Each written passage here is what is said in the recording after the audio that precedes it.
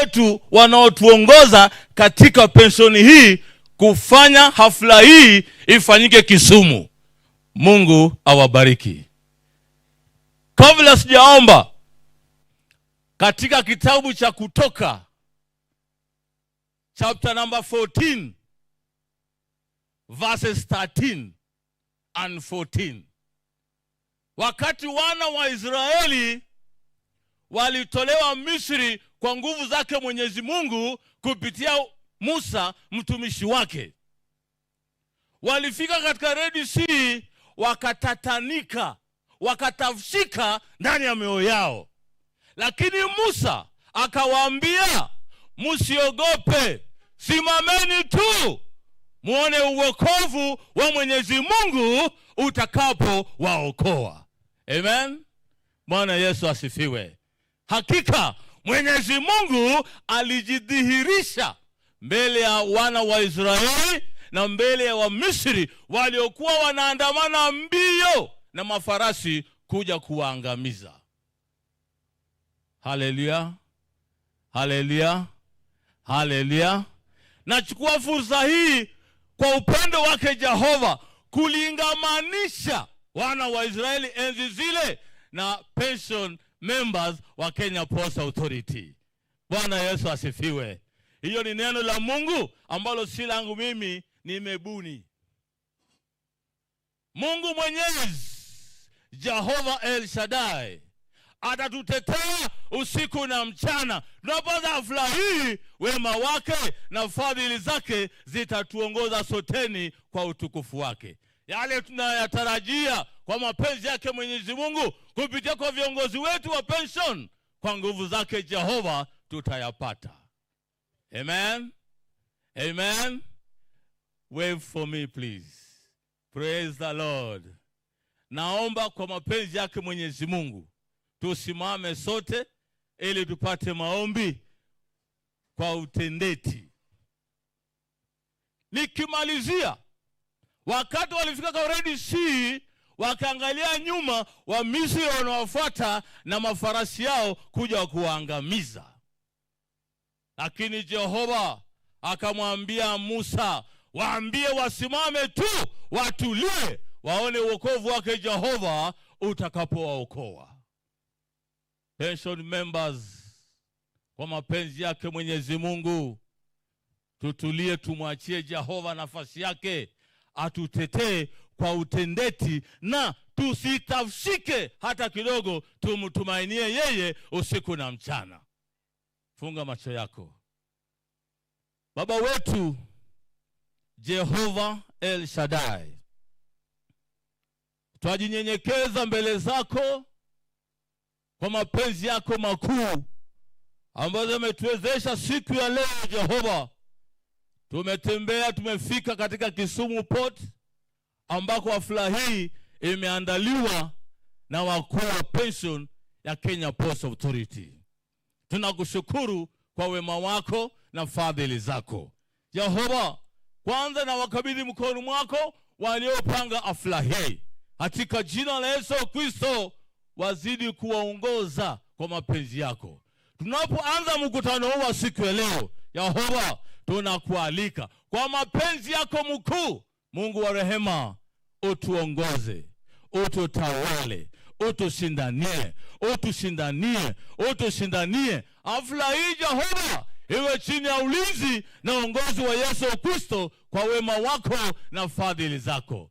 Bariki bodi ya trustees yote kwa utendeti kwa mapenzi yako, na maritaizi wote waliofika hapa na hata wale ambao wakufika Jehova, ninakuomba kwa unyenyekevu, rehema za Yesu Kristo ziwazingire, zikawatawale, na uwepo wako ukatamalaki katika maishani mwao. Sifa zikakurudie, ni Mungu Mwokozi, kwa Yesu Kristo aliye mkombozi wetu. Amen. Thank you. Mungu awabariki. Mungu awabariki. Hey, thank you so much, Pastor. Hey, you deserve it. Ukitoka hapa utakuwa tu bishop. Jamani, Nimetembea, nimeona retirees wenzetu, colleagues. Hata ukiangalia zura zao, vile wamevaa, vile wamefurahi, can tell you that wako na Mungu na wanakula vizuri. Thank you for coming. This is how the program is going to be. Tutakuwa na introduction ya wageni. Baada ya introduction ya wageni, tutasoma previous minutes na agenda will be confirmed na nyinyi. Baada ya hiyo tutaita one of our chairman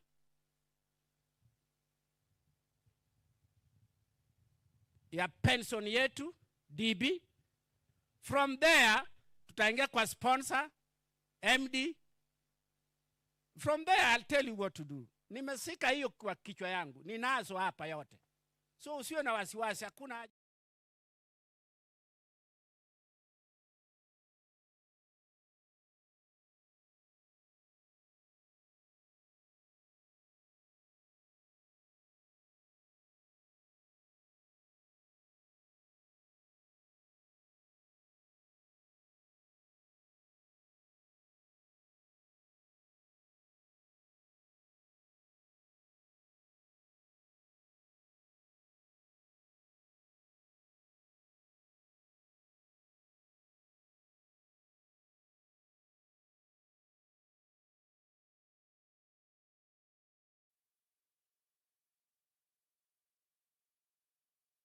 Good morning.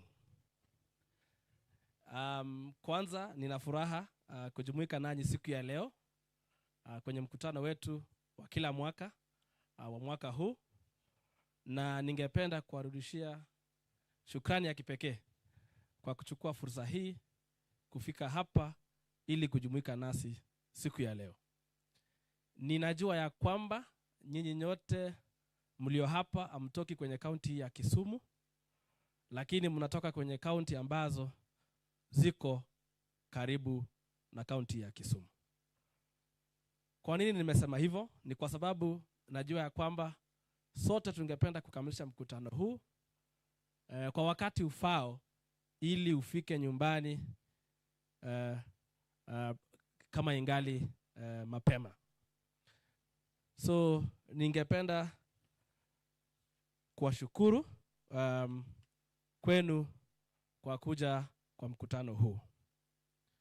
Pili, pia ningesema ya kwamba kwa wale ambao hawangeweza kufika hapa siku ya leo, tumetoa njia mbadala ambayo wanaweza wakatumia ili kufuata mkutano huu wa AGM inayofanyika kwa mara ya kwanza nje ya Mombasa. Na zile njia mbadala ambayo tuko nayo ni Facebook, tumetuma link kwa SMS zenu, na pia kwa YouTube pia mnaweza mkaifuatilia. Na zaidi ya hayo yote, unaweza ukayaandika maswali yako kwa hiyo link ya Facebook ama hiyo YouTube channel, na wakati wa maswali tutaweza kujibu maswali yako. So wale pia ambao hawako nasi hapa, tunawakaribisha wajumuike nasi kwenye mkutano huu kwa hiyo njia mbadala ambayo board ya trustees imetoa. Na pasipo kuchukua muda mwingi, ningependa nitambulishe wale waliofika hapa siku ya leo, ikiwemo regulators, service providers, and of course your trustees who have graced this occasion. So on the service providers, I will start with our auditor. Ninaomba usimame upungie watu. Anaitwa Mr. Obiria, ndio yule pale. Niko na actually Mr. James Nyokangi, niko pale. our custodian mali pesa zetu zinawekwa zote, KCB, Paul Ngomba. Our fund manager, Gladys from African Alliance. And then Kennedy Okelo, our fund manager from Cop Trust, ndio huyo. Niko na regulators wetu, Fred Kekonde wakili, yuko hapa.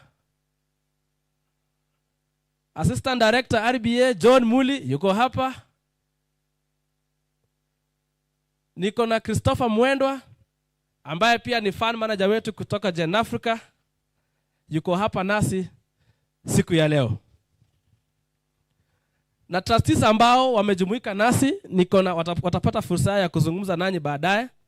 Niko na Mama Susan Leli, yuko hapa.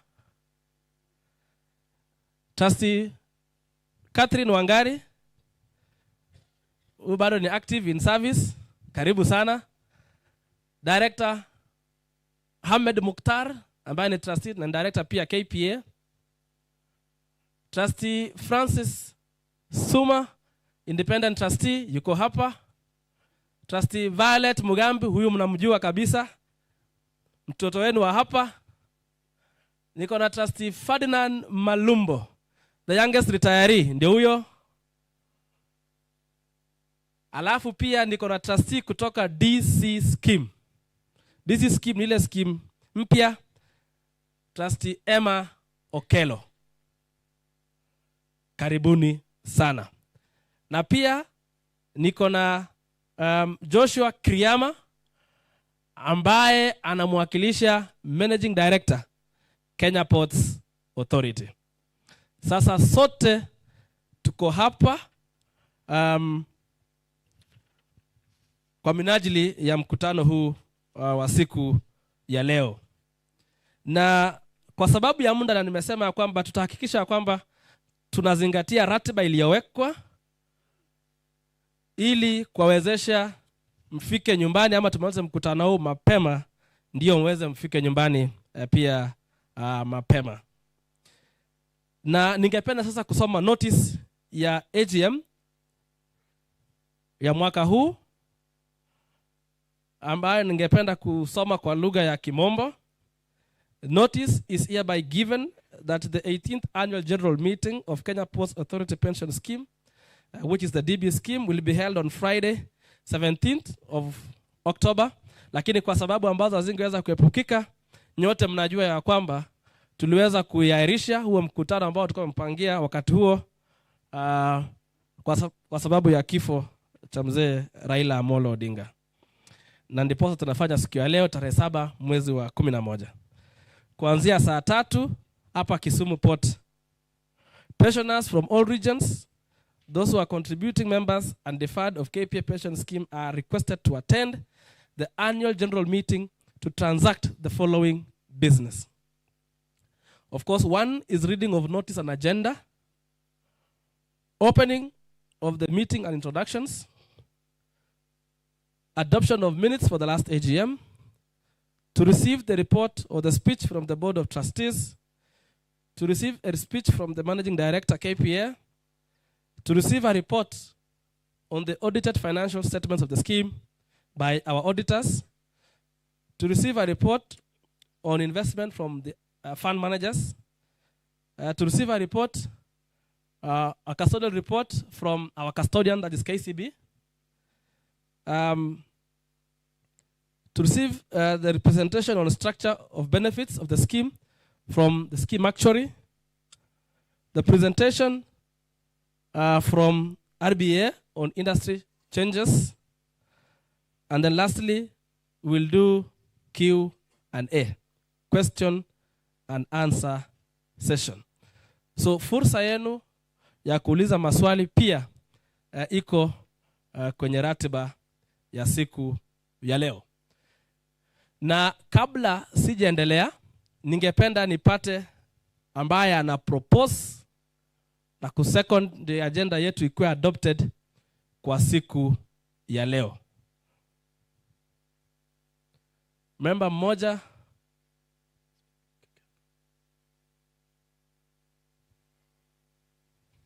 Another mic, please.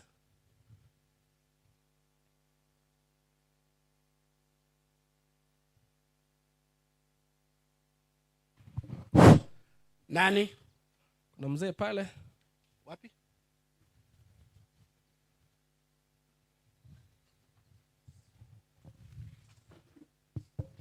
Good morning, everybody. Good morning. My name is Jared Onyango Onyach. I propose that the agenda be adopted. Thank you. Seconder. Seconder? I, Joel Ombija Mwok, I second the agenda to proceed. Thank you so much, Jared and Ngok.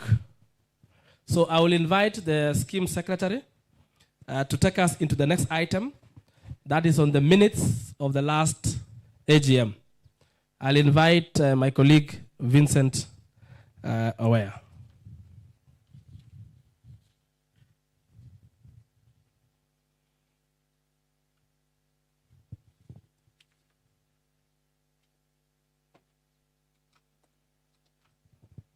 Asante sana, Bwana Scheme Administrator.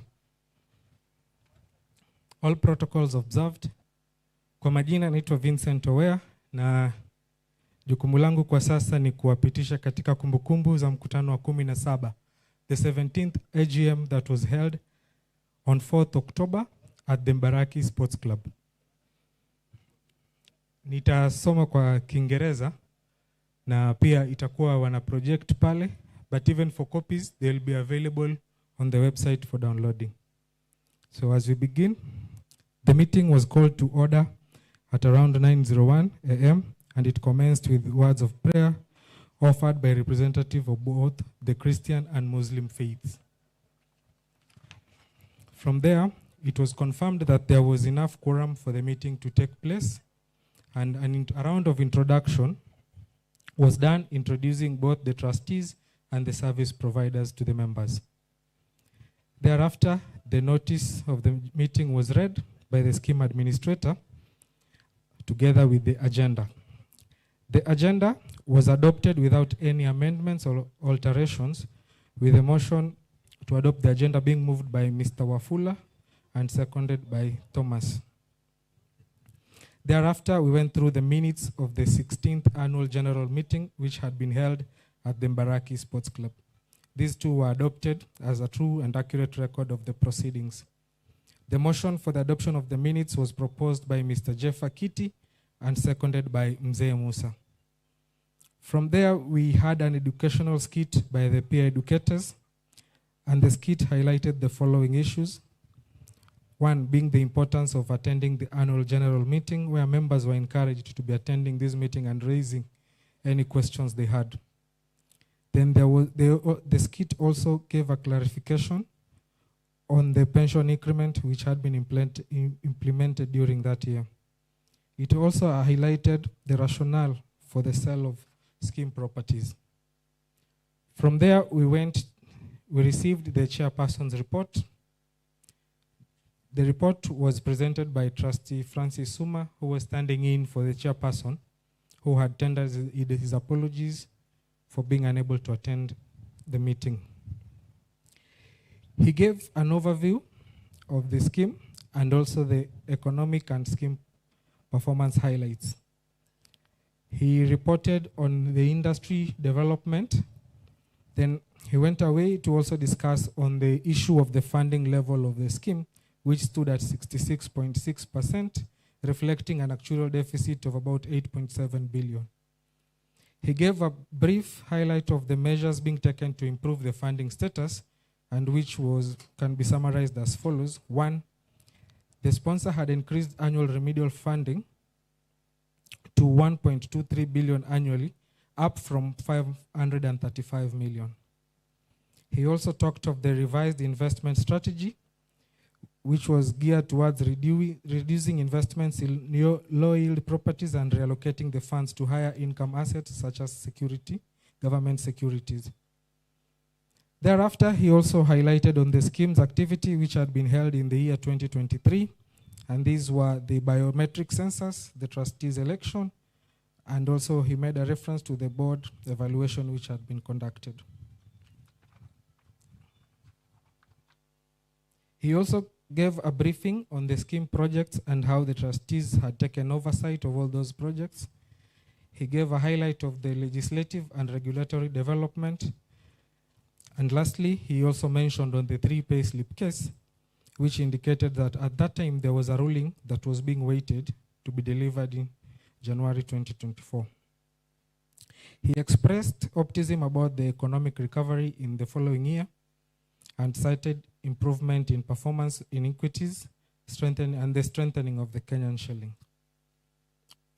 He closed by expressing gratitude to members and the various stakeholders who had attended the AGM. Thereafter, we received the report on behalf of the sponsor. This report was presented by Dr. Sudi Mwasinago, the Managing Director of Operations at the Kenya Ports Authority. He acknowledged the significance and purpose of the AGM and encouraged members to attend and ask questions whenever they can. He reiterated on the employer's commitment to the scheme and the dedication to the long-term stability. He also talked on the scheme's funding and indicated that the sponsor had increased its annual remedial contribution to alleviate this position.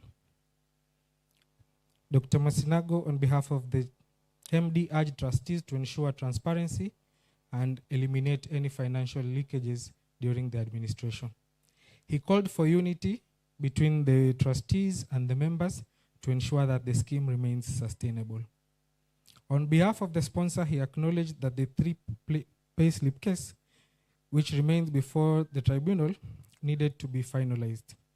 He urged patience from all parties and emphasized on the importance of respecting the final decisions once the tribunal gave its final determination. He closed by calling for member participation in scheme activities, including attending AGMs and raising questions whenever necessary. He thanked everyone present and confirmed the authorities' commitment to strengthening this scheme.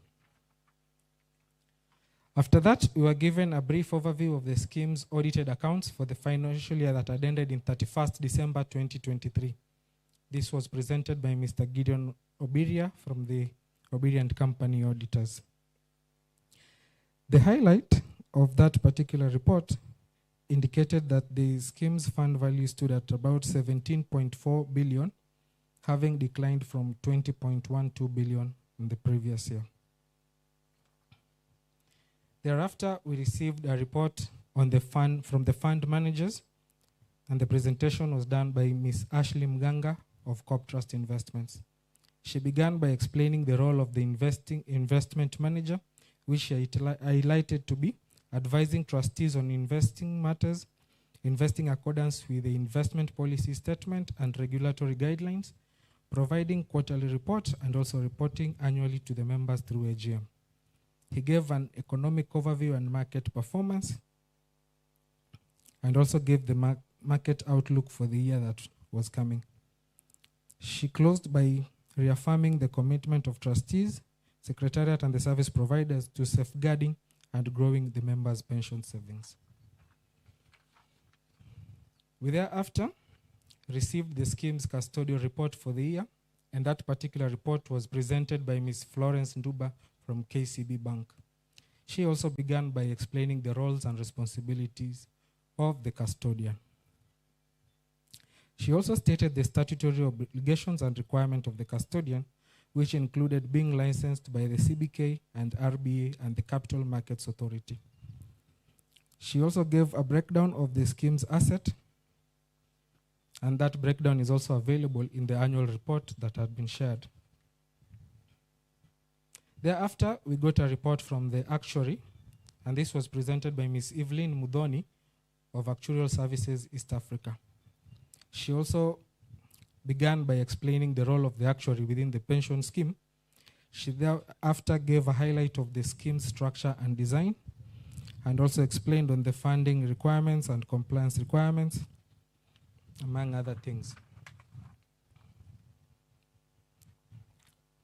Thereafter, we received a presentation from the regulator, that is Retirement Benefits Authority, and that report was presented by Ms. Yvonne Mudhi She also began by explaining the role of the RBA within a scheme, which role included regulating the pension industry, registering pension scheme and securing member benefits, protecting stakeholders within the pension sector, advising government on pension-related policy development.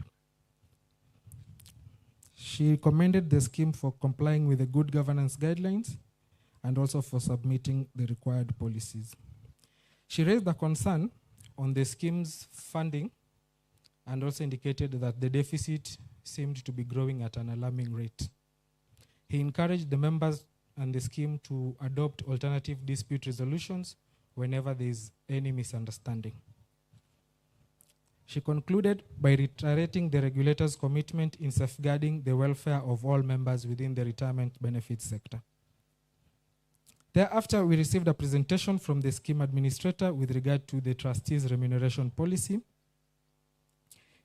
He gave an outline indicating that the RBA, through Gazette Notice number 5796, dated 18th April 2013, had issued guidelines on trustee remuneration policy and scheme expenses. It was indicated that in accordance to that particular guideline, any change in the remuneration of trustees should be subjected to member approval at the AGM. He proceeded to give the proposed rates, which were proposing to revise the allowances given to trustees. The members deliberated on the proposed rates, and after deliberating on it, a vote was taken. Majority of members voted against adoption of the revised rates. From there, we proceeded to have the member comments, question and answer session. Several questions were asked, and we've clustered them into groups for ease of reporting. So there were questions relating to the 3 payslip case, and members were concerned why the case had delayed and had taken an unusually long time to be finalized. It was explained that part of the delay was because of the interim applications which was being filed in court. Additionally, it was further clarified that the delay was further occasioned because the parties had not agreed on the mode of calculation of the benefits in line with the judgment of that particular tribunal. Then there were questions relating to the scheme properties and investments. Members sought to understand whether the valuation of scheme properties was being done by the property managers. It was clarified that the valuation of scheme properties had been conducted by an independent valuer who was not in any way related to the property managers. Another member sought an explanation on why there were elections in 2023 and none was reported in the year 2022. This was clarified that elections are only conducted once in every 3 years, and that explains why there is no election expenditure in the year 2022. Members inquired as to whether the property maintenance cost had been included in the annual report, and this was answered in the affirmative. It was reported that the maintenance cost had been reported as indirect expenses to the properties. Then there were questions relating to members, issues and benefits. Some members had inquired why there was police presence during the AGM. It was stated that additional security was provided solely to ensure that members felt safe and that the police were only present to offer security and support and would not interfere in the proceedings in any way. Members also asked to understand the distinction between the DB scheme and the DC scheme. It was replied that the DB scheme is different in terms of design from that of the DC scheme. Further, it was explained that the 2 schemes are being administered by 2 independent board of trustees. Members also noted that previously the scheme used to pay NHIF premiums on behalf of the pensioners. They asked whether this practice would also be applied to SHA payments too. The scheme confirmed that SHA premiums would be paid from members' pension, but this was subject to receiving express instructions from that particular member. Members were also encouraged to register on the SHA platform to enable and conduct the means testing and determine the applicable monthly premium. On member education, our request was made to ensure rotation of members participating in such activities. This particular proposal was taken note by the scheme and assured members that this has in fact always been the practice. A member sought to know why he could not include his grandchildren as beneficiaries in a DB scheme. It was clarified that the trust deed and rule do not recognize the grandchildren as direct beneficiaries. It was also further clarified that grandchildren are basically beneficiaries to the member's children and not directly to the member. Thereafter, we received a vote of thanks, and which was presented by Trustee Violet Mugambi. She extended sincere appreciation to all members and stakeholders for their consistent cooperation and support over the years. The meeting was officially adjourned at 12:45 hours, with members being advised that the next date and venue of the meeting would be communicated in due course.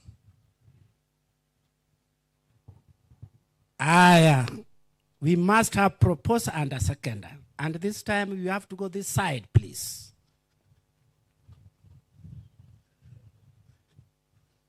Anybody? Very fast. Mimi Asuza Atianyi na propose. Second.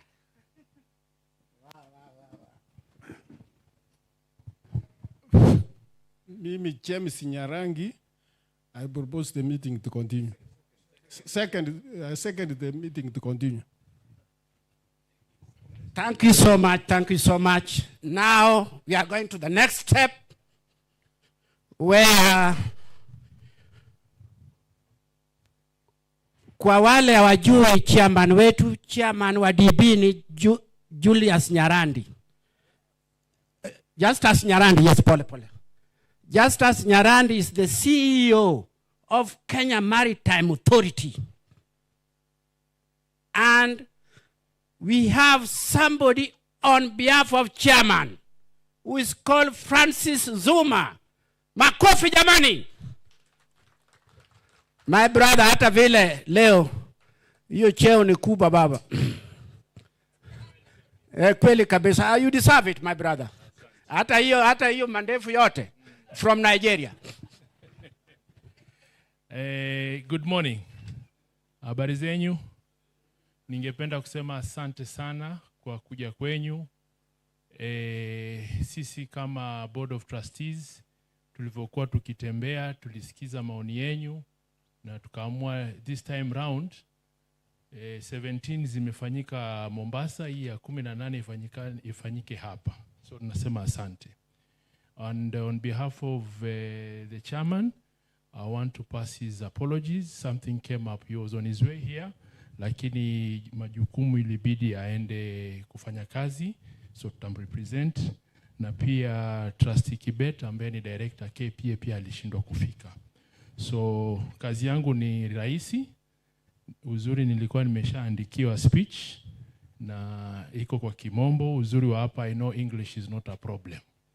Wajua kuna sehemu zingine unajaribu kuchanganya Kizungu, Kiswahili na lugha nyingine, lakini hapa Kizungu iko sawa. So mtaniruhusu nisome speech ambayo ilitengenezwa na chairman mwenyewe kuelezea vile scheme yetu inaendelea. Distinguished members, fellow trustees, sponsors representative, RBA representative, and all stakeholders, good morning.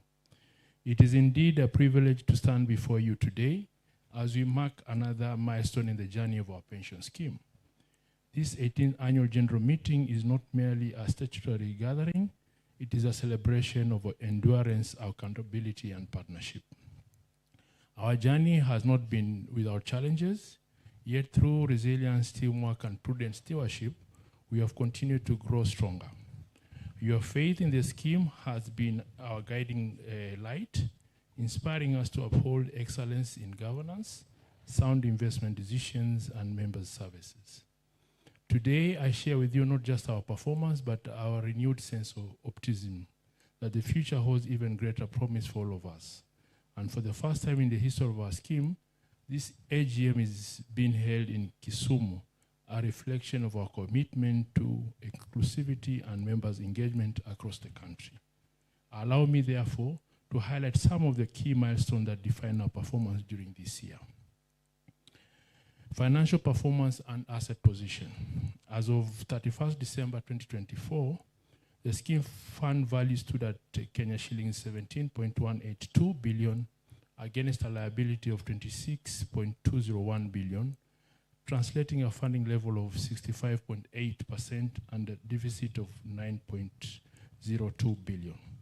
While the deficit rose by 3.44, the funding levels fell by only 0.02, showing a slower rate of decline than previous years, a positive indication that stabilization measures are beginning to bear fruits.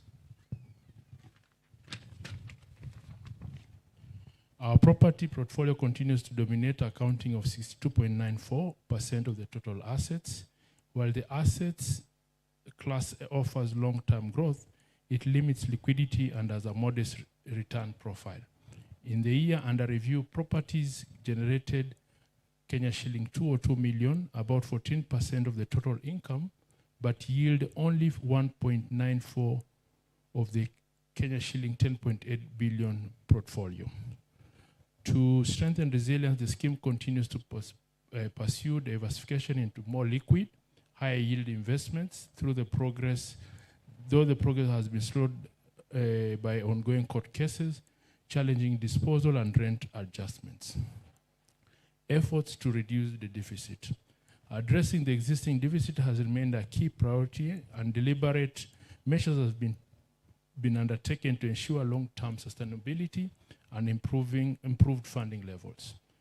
I take this opportunity to thank the sponsors for its continued sponsorship and patronage. In 2024, the sponsor approved a monthly contribution of 103 million Kenya shillings towards closing the actual deficit, a significant step towards securing the scheme long-term sustainability. The Board of Trustees shall also undertake comprehensive asset liability management study to align our investment with future benefits, obligation, and minimum funding mismatch. Once again, the court cases once the pending court cases are concluded, I think the right word will be, one of the major one has been concluded, so this one will not be a stumbling block. So we'll go ahead and continue with the strategies which we had planned for our property disposal. Beyond disposal, our focus is to diversify into fixed income, equity, alternative asset, ensuring a balanced approach to liquidity, growth, risk. We believe that this strategic approach shall form the starting point for the turning around of the scheme financial position. Pension increment. During the year, the scheme, in partnership with the sponsor, implemented a pension increment, the first since 2018. This decision was made in recognition of the harsh economic conditions facing our retirees. On behalf of the Board of Trustees, I express our deep appreciation to the sponsor for supporting this important initiative. The 3 payslip case. The board remains committed to concluding the benefit dispute before the Retirement Benefits Appeal Tribunal. We acknowledge that this matter has taken time, but we are now at the final stages, awaiting computation by an independent actuarial. The scheme will fully abide by the tribunal final determination. We appeal members for patience and understanding as we bring this matter to a close. The Bandari project. The scheme has fully assumed control of the management of the Bandari apartment project in South Sea. It is now overseeing all aspects of the project, including a transaction related to the purchase of a unit. This transition has enabled the scheme to seal previous loopholes that had resulted in financial leakages and loss of funds. Governance and oversight. The Board of Trustees remained committed to upholding the highest standard of governance. The 2024 board evaluation recorded an impressive average score of 90%. demonstrating strong performance and effective leadership. The Board of Trustees, through 4 specialized committees, Finance and Investment, Administration and Communication, Audit and Risk, Project and Implementation, will ensure focus, expertise, and efficiency in decision making. Key achievement in the year 2024. Amid the challenges and opportunity of the year, the scheme has continued to record recommendable achievements that reflect our resilience, prudent management, commitment to member value. Allow me to highlight some of the key milestones that defined our progress during the period under review. Pension increment. The scheme successfully implemented after 6 years, balancing the welfare of members with the scheme financial realities. Healthcare partnership. Rolled out an affordable medical cover for pensioners and support the transition from NHIF to SHIF. Member education. Conducted countrywide focus to enhance member awareness and participation in scheme matters. Engagement with the sponsor secured an increase in remedial contribution from 44.6 million Kenya shillings to Kenya shillings 103.2 million per month, a clear demonstration of partnership and trust. While the year recorded notable achievement, it was not without its share of challenges. This experience tested our resilience, but also provided valuable lessons that continue to shape our strategies and strengthen the scheme governance and operational framework. A highlight of these challenges is as follows. Funding level below 100%. The current 65.5 funding level remains below the statutory minimum, but measures are in place to gradually restore the balance. Heavy allocation in property. Returns remain low and legal constraints have delayed asset balancing, but as I mentioned earlier, that situation now is changing. Beneficiary identification issues. Disputes among dependents often delay benefits payment. We urge you all members to complete the beneficiary identification forms to ease further administration. So our appeal, our staff members are here. Make a point of updating your records so that everything is in good order. Future outlook. Looking ahead, the board focuses remains on restoring financial stability through prudent investment, diversification, a strong collaboration with the sponsor. We will continue to prioritize members' welfare through education program, healthcare support, improve communication, ensure that every member feels part of this journey. Appreciation. On behalf of the Board of Trustees, I extend my sincere gratitude to our members for your trust, to the sponsor for steadfast support, to our service provider for their professionalism, and to the management team for their dedication. Despite the challenges, we have made meaningful progress in stabilizing the scheme, laying a firm foundation for long-term growth. With unity, focus, faith in our shared mission, I'm confident that we will secure the retirement benefits of our member for generations to come. Thank you. CPA Omai Nyarandi, Chairperson, Board of Trustees. So that's a speech, and I say thank you very much. I'll take this opportunity to invite Mr. Joshua Kriama, who is representing Captain Ruto, our sponsor. Thank you. Thank you so much. Thank you so much. Bana Joshua is senior accountant here in Kisumu ICD. My brother, feel welcome. Hata ukiangalia Joshua mwili yake can tell you how he's feeling well in Kisumu. Thank you. Mimi yangu ni machache tu. Ni kusoma report ya the managing director. The chairman of the trustees of the scheme, distinguished members of the scheme, esteemed guests, ladies and gentlemen, good morning. It is a pleasure and honor to join you at this important annual general meeting of the Kenya Ports Authority Pension Scheme. On behalf of the sponsor, the Kenya Ports Authority, I convey our sincere appreciation to the Board of Trustees, the administrator, and all members of the dedication and the commitment to safeguarding the retirement future of our employees. Allow me to take a moment to recognize our pensioners, the true founders and pillars of the scheme. You are the men and women whose dedication, hard work, and loyalty to the Kenya Ports Authority laid the solid foundation upon the scheme proudly stands today. The progress we celebrate in growth, governance, and stability is built upon your years of faithful service. We honor you not only for what you accomplished during your time in active duty, but also for the legacy and excellency and integrity you left behind.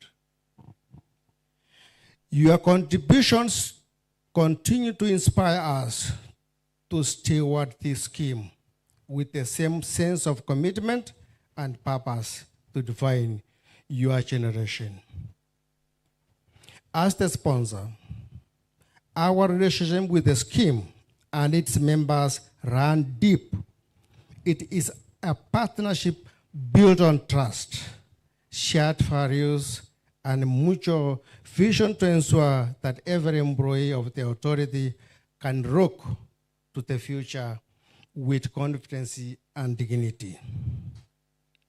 Timely remittance of contributions. The authority's support to the scheme is expressed in many ways, each reinforcing the other like the pillars of our strong foundation. We continue to ensure the timely remittance of both employer and employees' contribution, demonstrating our unwavering financial commitments to the well-being of our staff. This consistency has enabled the scheme to grow steadily, invest prudently, and remains resilient in dynamic financial environment. Pension increment. A pension increment was implemented during the year under review, specifically in August and October 2024.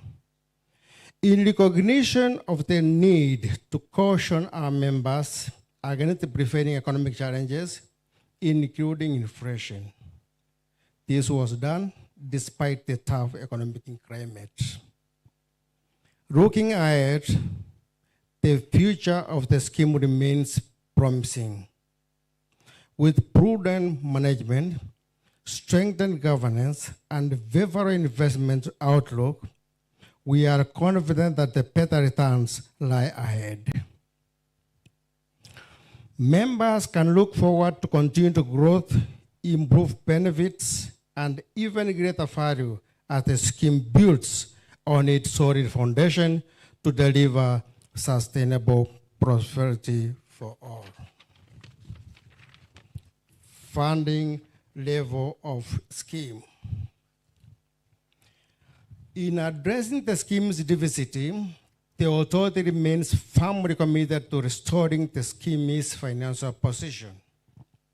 During the year under review, the authority approved special additional contributions to help remedy the deficit. Specifically, a special monthly contribution of shillings 103 million was sanctioned to strengthen the scheme's funding level and ensure long-term sustainability. Governance administration support. Beyond financial obligations, our support extends to strong governance and oversight. The authority carefully nominates sponsor trustees who embody integrity, competence, and a deep understanding of our institutional values. Through these representatives, We work closely with the board of ensure scheme's policies and strategies align with our overarching commitments to employees' welfare and organizational excellence.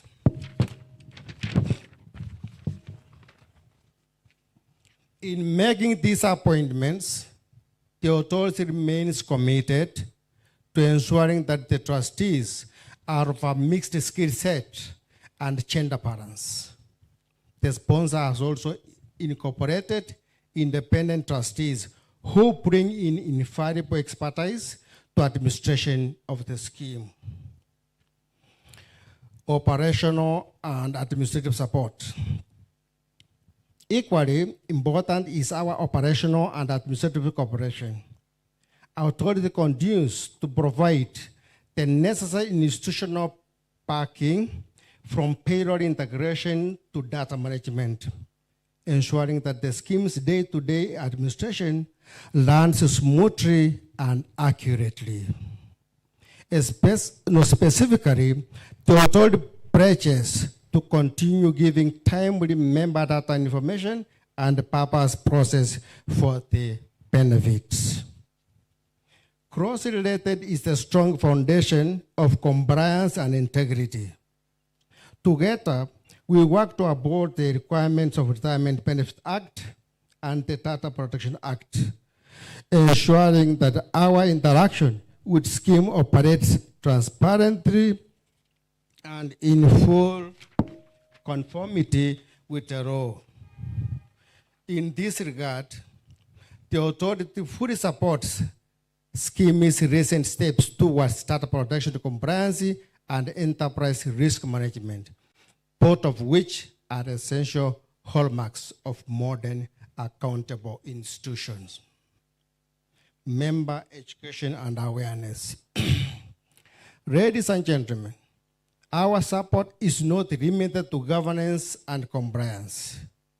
We are equally committed to a member engagement because at the heart of every successful pension scheme lies an informed and confident membership. The authority continues to encourage financial literacy, retirement preparedness, and open dialogue between the scheme and its members. By empowering our staff today, we secure their confidence in tomorrow. Future outlook. As we look to the future, the authority remains steadfast in offering strategic and moral support. We take pride in celebrating the scheme's milestone and participating in forums such as this, which strengthen our collective resolve to deliver lasting values to our members. Our vision is one of partnership, progress, and prudence, ensuring that every contribution, every decision, and every effort serves as a greater purpose, the dignity and security of our retirees. In conclusion, the Kenya Ports Authority remains a broad and committed sponsor. We will continue to stand shoulder to shoulder with the trustees and the administrator in steering this scheme towards greater resilience, innovative, and sustainability. Together, we are not only securing retirements, we are building trust, shaping futures, and honoring the service of the men and women who have built this great institution. Thank you, and may God bless you all.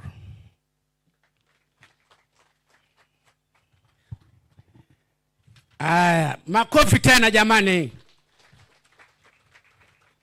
Hata Captain Ruto knows who to send. Kalia anatembea pole pole, hana maneno mengi. Sijui kama atatoka hapa Kisumu, hawezi. Jamani, before I go to the next nini, I just want to recognize one of us here, Captain Odemba. I will give you a chance, don't worry. the only captain we have in Nyanza hapa. Sini Captain Odemba. I'm always ahead of you. So you can see, you can remember. Na leo Odemba ndiyo kijana hata sijawahi kuona. Ile nguo zake ndiyo hakuvaa. Lakini Captain feel recognized. My brother, thank you so much for coming. We are going to the next step. And Susan, how are you? Leo Susan amevaa yellow. She's telling me ati bado anamon baba. Thank you for putting yellow in Kisumu. May God bless you.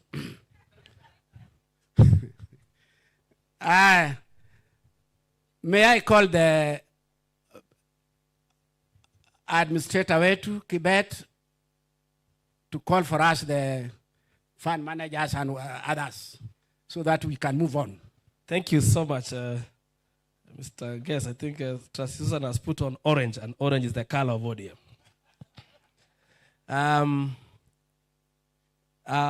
Chair, I would like to recognize the presence of trustees who came in after we had done the introduction.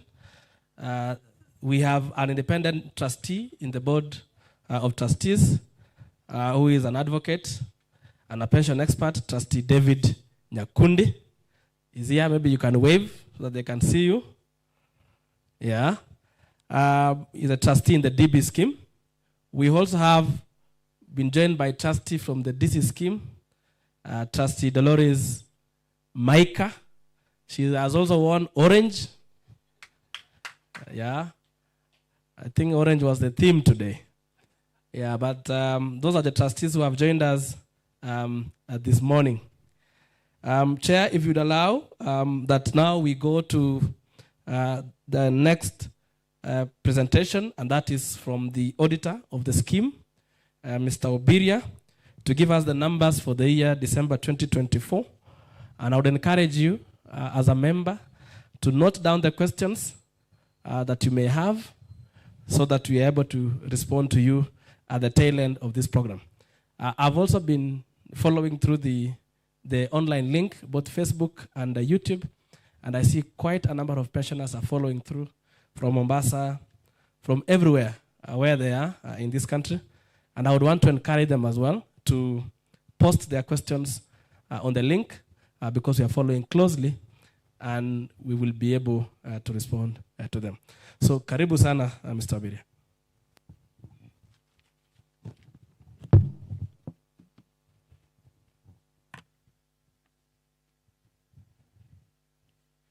Trustees of our two schemes, the representative of the sponsor, KPA, our regulator, the secretariat team present, my fellow service providers, and the members of KPA Pension Scheme, good morning. My name is Gideon CPA. My name is CPA Gideon Obiria. Members, the audited financial statements for the year ended 31st December 2024 are from page 63 to 89 of the annual report before you. However, for the purpose of the AGM, I will present to you the following in summary. First of all, I will present to you the statement of changes in net assets available for benefits, and this is on page 69 of the annual report. Secondly, I will present to you the statement of net assets available for benefits. This is on page 64 of the annual report before you.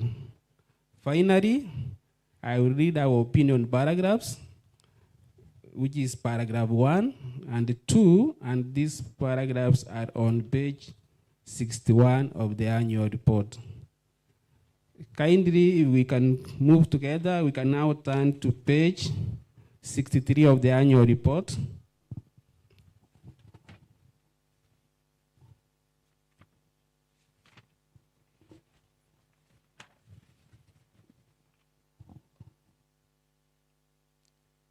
Page 63 of the annual report is the statement of changes in net assets available for benefits. This is an equivalent of an income statement. And I start with income. Income from dealings with members. For the year ended at 1st December 2024, contributions received in the year amounted to 1,259,780,743, while benefits that were paid to members amounted to 2,754,759,630. Comparing the payout with the contributions received, there was a net reduction from dealings with members amounting to 1,494,978,887. If you compare that with the previous year of 2023, the net reduction was 2,154,522,602. Now we move to the return on investments.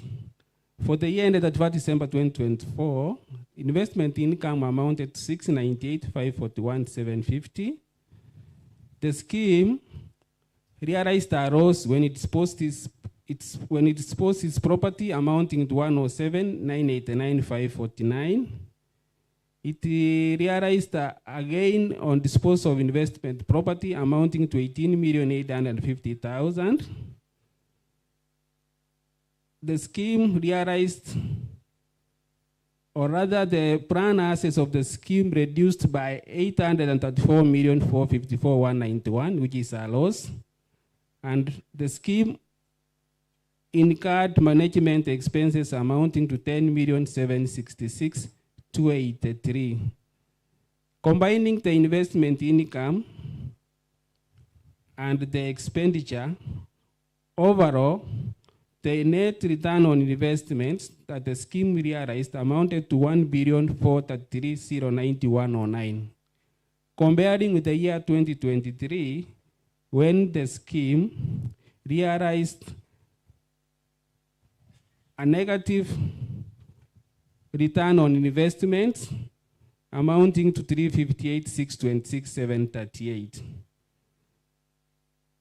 Then the scheme incurred administrative expenses amounting to 174,879,390 for the year ended at December 2024, while for the year ended at December 2023, it incurred in administrative expenses amounting to 189,615,797. Combining all the income and the expenditure, there was a decrease in net assets for the year that ended at 1 December 2024 that amounted to 2,668,168. While for the year ended at 1 December 2023, the decrease in net assets was 2,702,765,136. Now, members, let's move to page 64 for the statement of net assets available for benefits. And I will start with assets. Investment properties for the scheme amounted to 9,459,830,000. Motor vehicle and equipment, 22,710,455. Assets classified as held for sale, 1,353,700,000. Plan investment, 4.9 billion. Intangible assets, 33 million. Receivables and accrued income amounted to 2.2 billion. Cash and cash equivalents amounted to 113,876,811. In total assets for the year ended at 1 December 2024 amounted to 18,173,893,822. When you compare with the year that ended at December 2023, it was 17,885,665,027. Liabilities for the year ended at December 2024 was 992,036,890. When you offset the liabilities from the total assets, we are left with net assets available for benefits for the year ended at December 2024 as 17,181,856,936. While for the year ended at December 2023, it was 17,418,625,097. Finally, members, now let's move to page 61.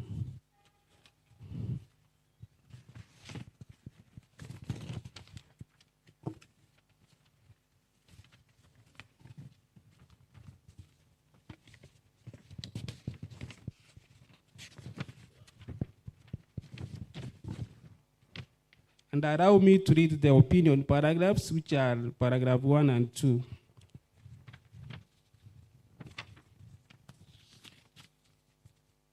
We audited the financial statements of Kenya Ports Authority Pension Scheme, which are set out on pages 63 to 86, which comprise the statement of net assets available for benefits as at 31st December 2024, and the statement of changes in net assets available for benefits, statement of cash flows for the year then ended, and the notes to the financial statements, including a summary of significant accounting policies. In our opinion, the financial statements give a true and fair view of the financial position of the scheme as at 31st December 2024, and of its financial performance and its cash flows for the year then ended, in accordance with international financial reporting standards and the requirements of the Retirement Benefits Act 1997 and the scheme's trust deed. Thank you. That's the end of my presentation, members.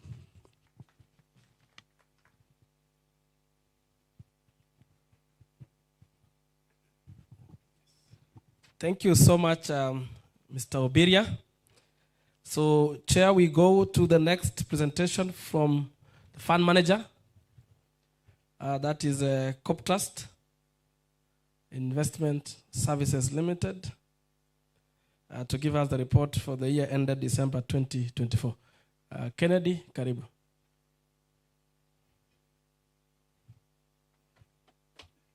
Thank you.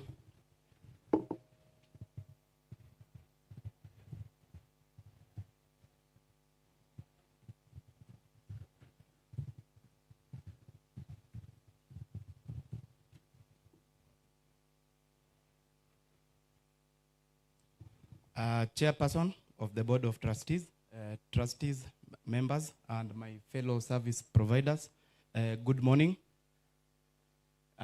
Since we are in Kisumu, I have to extend my greetings to our people. I'm also,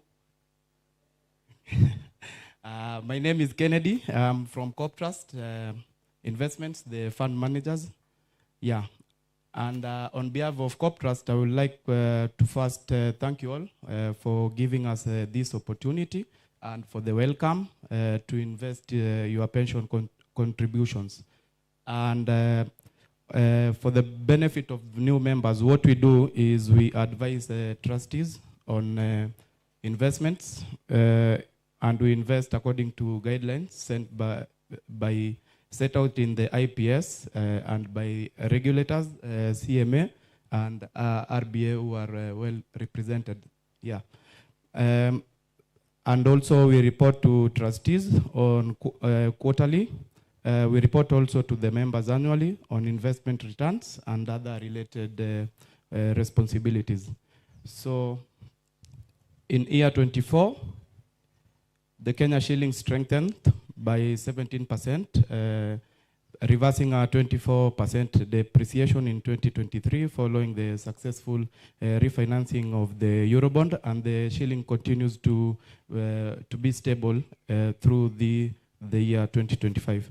Interest rates started the year high, peaking at 18% that in August 2024, then dropped sharply following monetary policy easing by the central bank. Bond returns hit 29% in 2024, the highest in a decade, mainly due to falling interest rates, especially in Q4. That's a 15% performance. The Kenya equities market remained undervalued in 2024 with the easing of the monetary, and the government physical consolidation plans are expected to stimulate the economy and also slow the pace of interest rate decline. The national budget was 4.04 trillion in 2024, and that's one of the largest in Kenya's history. Kenya shillings 418 billion was allocated to infrastructure, supporting KPA in upgrading ports, attracting PPP investments also. And also, you know, the nation was rocked by the Gen Z protest, which disrupted transport and logistics, and also delayed cargo movement and affected the port efficiency. But despite these challenges, the Mombasa port handled 40.99 million tons of cargo in that year under review, and that's a 14% increase. As members, I would like now to take this opportunity to assure you that the trustees, KPA Secretariat, and we, as the investment managers, we will continue to implement strategies to ensure that your pension funds continue to grow. And in conclusion, I would like to thank the trustees, secretariat, and members once again for entrusting us with the responsibility of investing your pension funds. Thank you very much. God bless you, and have a good day. Shukran.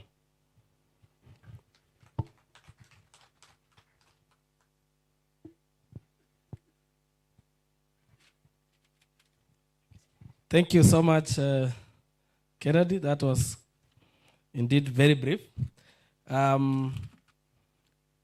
We have someone who has lost his ID. You can see me, Tobias Osuru Oluendo. So if you're here, you can look for me. I have your ID. So we go to the next presenter, and that is from the custodian, who is Paul from KCB. Karibu.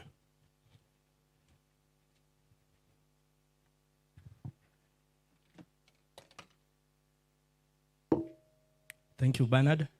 The chair, the board of trustees, service providers, and all members, good morning. Good morning. My name is Paul Ngomba from KCB, your fund custodian. I'm here to just give a brief of the numbers as at 31st December 2024. But before that, I'll just highlight about your custodian, KCB. I'm sure we have branches in Kisumu and areas within Kisumu, Kakamega, Bungoma. So you visited our branches and interacted with our products. As at this year, we've had a total number of 38 million customers countrywide within our borders and outside our borders. We also have in excess of 12,000 employees. And because you are great men and women, I'm sure your sons and daughters must be my colleagues somewhere in the bank. So as I look at this number, I'm very sure some of your relatives work with me. We have 594 branches and a total of 1,300 ATMs. And then as your custodian, we are regulated by the Central Bank of Kenya. Central Bank of Kenya have the responsibility of regulating all the banks.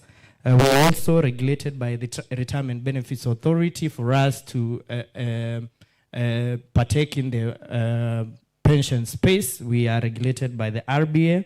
And for us to carry out the settlement of your investment that your fund manager does, we are also regulated by the Capital Markets Authority as well as the Central Depository and Settlement Corporation. That's CDSC, kwa wale tunanunua shares. So what's the role of a custodian? We are basically entrusted with ensuring ile mapato yenu ya uzeeni tumeiweka sawa at the point of retirement, at the point of enjoying your retirement, your investments are secure and that you are able and assured of your monthly pension or your lump sum at the point of retirement. So as your custodian, we have the sole responsibility of ensuring that your assets, and that's your investment, are safe. We also assist in ensuring that in terms of settling the investment that your fund manager, that who has spoken before me, we say to them, kama ni hisa, treasury bonds, we move them to various investment vehicles. So as your custodian, as your bank, we are entrusted with that. And we also ensure that any returns of investment, kama ni interest from bonds, kama ni dividends ambayo imepatikana from your investment, be it Safaricom, equity shares, KCB, we are entrusted ensuring we do collection of that income and credited to your account, and then the fund manager can continue with the process of investing. One of the other role as your custodian is also to come into such events as AGMs, to come and do, to come and report to you. We are mandated by the law to ensure that we have disclosed in terms of what are the operations of your scheme to you as members, because you are the owners of this scheme. So as I stand here, I stand to ensure that you are well aware of what transpired in the financial year 31st December 2024. Members, I want to assure you that all the investment of this Kenya Ports Authority defined benefit scheme are secure, and that your investment were carried within the law, and the law, the RBA regulations, and also the fund managers' guidelines, who are responsible for ensuring they carry out the investment. In terms of what we held in that financial year, I'm sure the auditor will also has given you the numbers.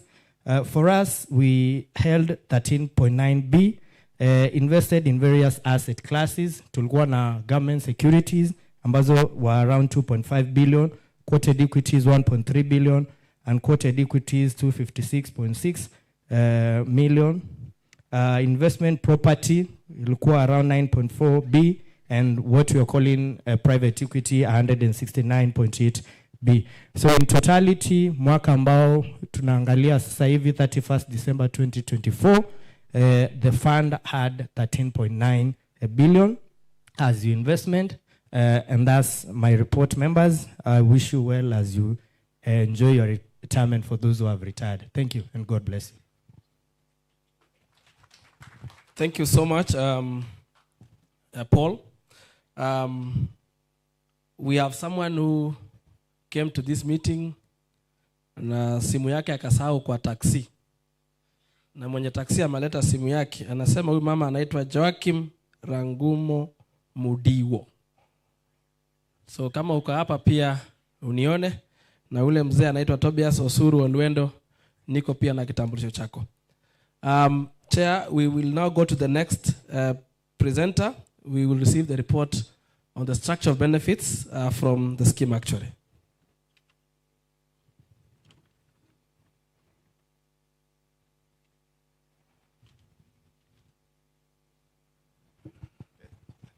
Thank you, Mr. Kibet.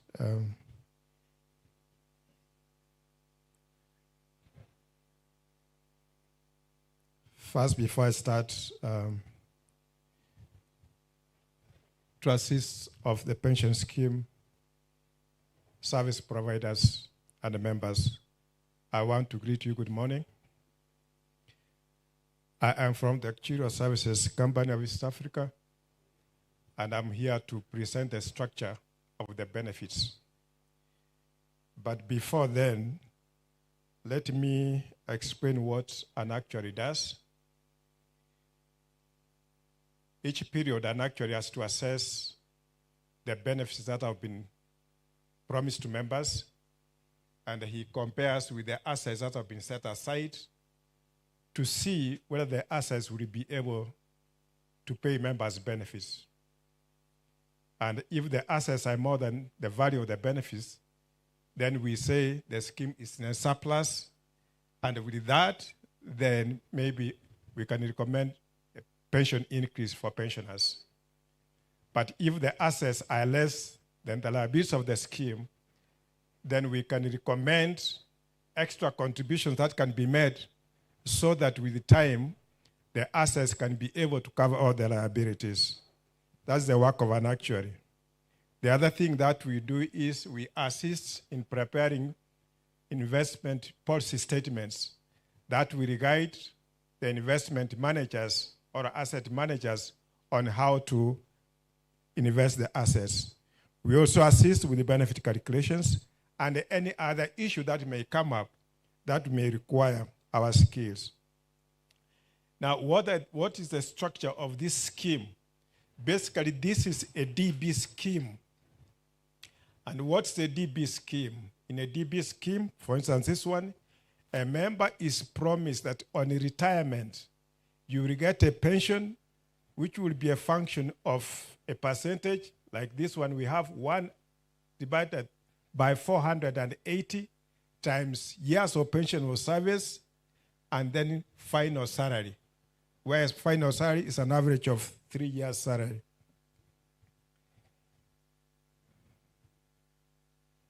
Now, as a DB scheme, what are the merits of a DB scheme to the members? One, it is predictable. You know when you retire, your benefit is based on your years of service and your salary. And you can get discretionary pension increases if the assets exceed the liabilities. The member, as a member, you are not exposed to investment risk because as a member, your contribution to the scheme is fixed. For instance, in this particular case, it's 7.5%. But the contributions by the employer, that's the sponsor, is not fixed. If there's a deficit in the scheme, the employer will come up and pay more so that the deficit is made good use of.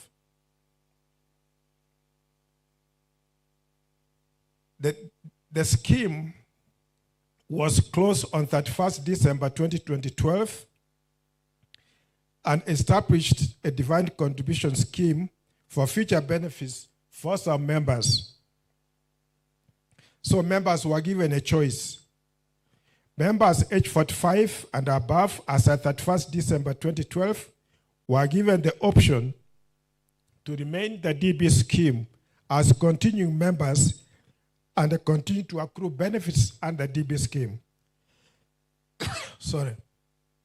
Members aged below 45 as at 31st December 2012 were entitled to a benefit accrual under the DB scheme up to that time, but after that time, they were to transfer to a DC scheme. Now, continuing members, as I mentioned, are currently paying 7.5% of their salaries, while the sponsor is currently paying 14.7% of pension of salary.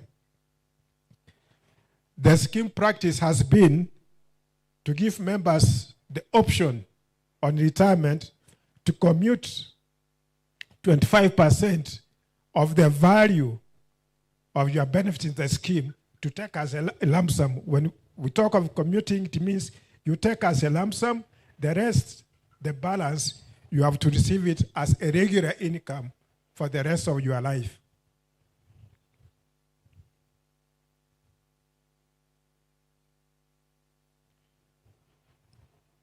What are the conditions under which a member receives benefits from the scheme? One, a member is eligible to receive benefits from the scheme on attaining age 60. That's a normal retirement age. At which point I said, one can take a quarter of the value as a lump sum. The rest is taken as a pension. A member is also eligible to take early retirement, to go on early retirement and start receiving a pension from age 50. And the benefit is calculated just as in normal retirement. A member may also retire on ill health. Somebody may be sick, and because of that may not be able to continue working. And in that case, one will also be eligible to start receiving a pension. And this pension is calculated as if somebody had survived up to age 60, so somebody does not lose out.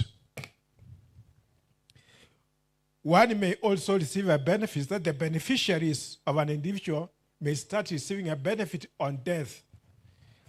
And in this particular case, one would be paid a lump sum amount of 3 times the annual pension plus a spouse's pension.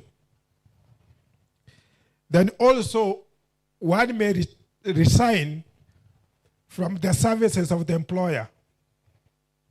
In that case, a member does not lose out. We are approached by the administrator. We calculate what we call the deferred pension. Then we say, okay, you have left the service of the employer earlier. This is your benefit, but you will not start receiving it. You will be staying in the fund until you reach normal retirement age before you start receiving the benefit.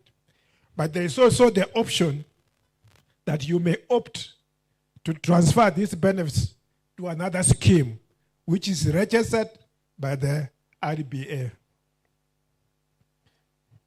Basically, that's the structure of the scheme. And if there are any questions, I will be here to answer them. Otherwise, I want to thank you very much, the trustees, Mr. Kibet, and everybody, for giving us the opportunity to be of service to your scheme. Thank you. Thank you so much, Mr. Nyokangi. I think you're doing well in time. So, Chair, allow me to go to the next presenter, and that is from RBA, Mr. John Muli, representing the authority in today's meeting. Karibu sana.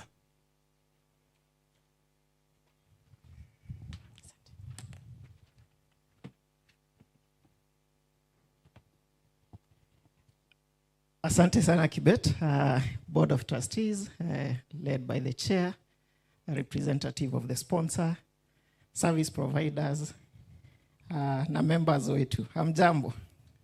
Hamjambo tena. Mko salama?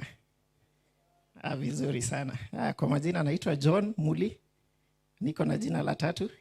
Sipendi kulitumia sana kwa sababu nikilitumia watu wanafikiria mengine. Kwa hivyo naitwa John Muli Mutisia. Ukisoma majina ya pili ya mwisho, Muli Mutisia, watu wanabadilisha I inakuwa U, and they call me that way. Kwa hivyo nataka kushukuru sana trustees, Board of Trustees, administrator for inviting RBA to this meeting. You always invite us and we do not take that for granted. Nataka kuleta salamu kutoka RBA, the Chief Executive Officer of RBA, and our team leaders. I'm the officer in charge of your scheme. Na sikuja peke yenu, nilikuja na mwenzangu, ningependa awapungie mkono. Kazi yake itakuwa ile ngumu ya kujibu maswali. Yangu ni rahisi ya kufanya presentation. So yeye anaitwa Fred Gikonde, is a lawyer by profession. Myself, I'm an actuary by profession. So I'm going to be making some brief remarks from the side of the regulator. Tulipokaribishwa kwa mkutano na Kibet, alisema tujaribu sana tuwezavyo tuongee Kiswahili. Nitajaribu, I'll give it my best attempt, lakini nikilemewa nitachanganyisha na Kizungu. So RBA, kama mjuavyo, sisi ni regulator wa the pensions industry. Kazi yetu ni kuchunga pesa yenu. Kazi yetu ni kuangalia wale watu wako na pesa yenu, trustees and your service providers and everyone else who gets close to your money, and to ensure that your money is safe at all times. And mkistaafu, kama vile naona wengi wenu umestaafu, mweze kupata pesa yenu. Na siku ya leo na furaha sana. Anytime I see retirees, they remind me of the reason why I wake up every day to report to work. The reason why we wake up is to ensure that you guys, wherever you are okay, you are getting your benefits, and you are enjoying your retirement. And actually our mission is to ensure that you have dignity in retirement. And clearly from what I can see today, most of our retirees are enjoying that dignity in retirement. So in terms of the overview of the sector, hii sector yote imefika wapi? Now, the pension sector is a big sector. We license over 1,030 retirement schemes. At KPA, you have two schemes. You have the smaller scheme, not smaller in terms of fund value. It's actually bigger. But the new scheme, which is a DC scheme, and you have the DB scheme. Hiyo yenye tuko na AGM yake leo. So we have many other schemes which we license. In terms of the assets, ile pesa hizi schemes ziko nayo ni pesa mingi sana. This year, as at June, we reported 2.53 trillion Kenya shillings. When we started in the year 2000, the total size of the sector was 40 billion and below. This year we reported 2.5 trillion Kenya shillings. And therefore it's a big sector which has grown significantly in the last 25 years. And actually huu mwezi, we are celebrating 25 years of existence since we were established as the industry regulator. In terms of membership size, ni members wangapi wako hizi 1,030 schemes? We have about 7.53 million Kenya shillings. Members who are participating in retirement schemes. In terms of coverage, that translates to 26%. So out of every 100 Kenyans that you sample, only about 26 Kenyans will be participating in a retirement scheme. That 26% has also grown. When we came in, it was about 12%. It has now grown to 26%.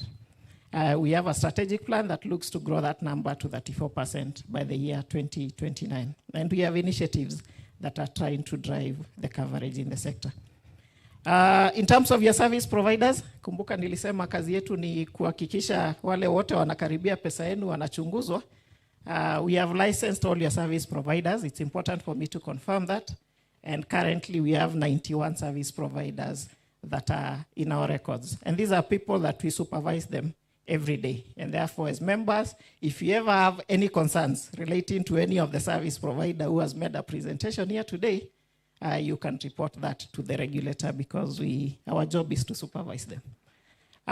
In terms of the milestones, in the last 25 years, what are the key milestones that we've achieved? So number one is the Act itself, which was established in the year 1997. This Act established the Retirement Benefits Authority.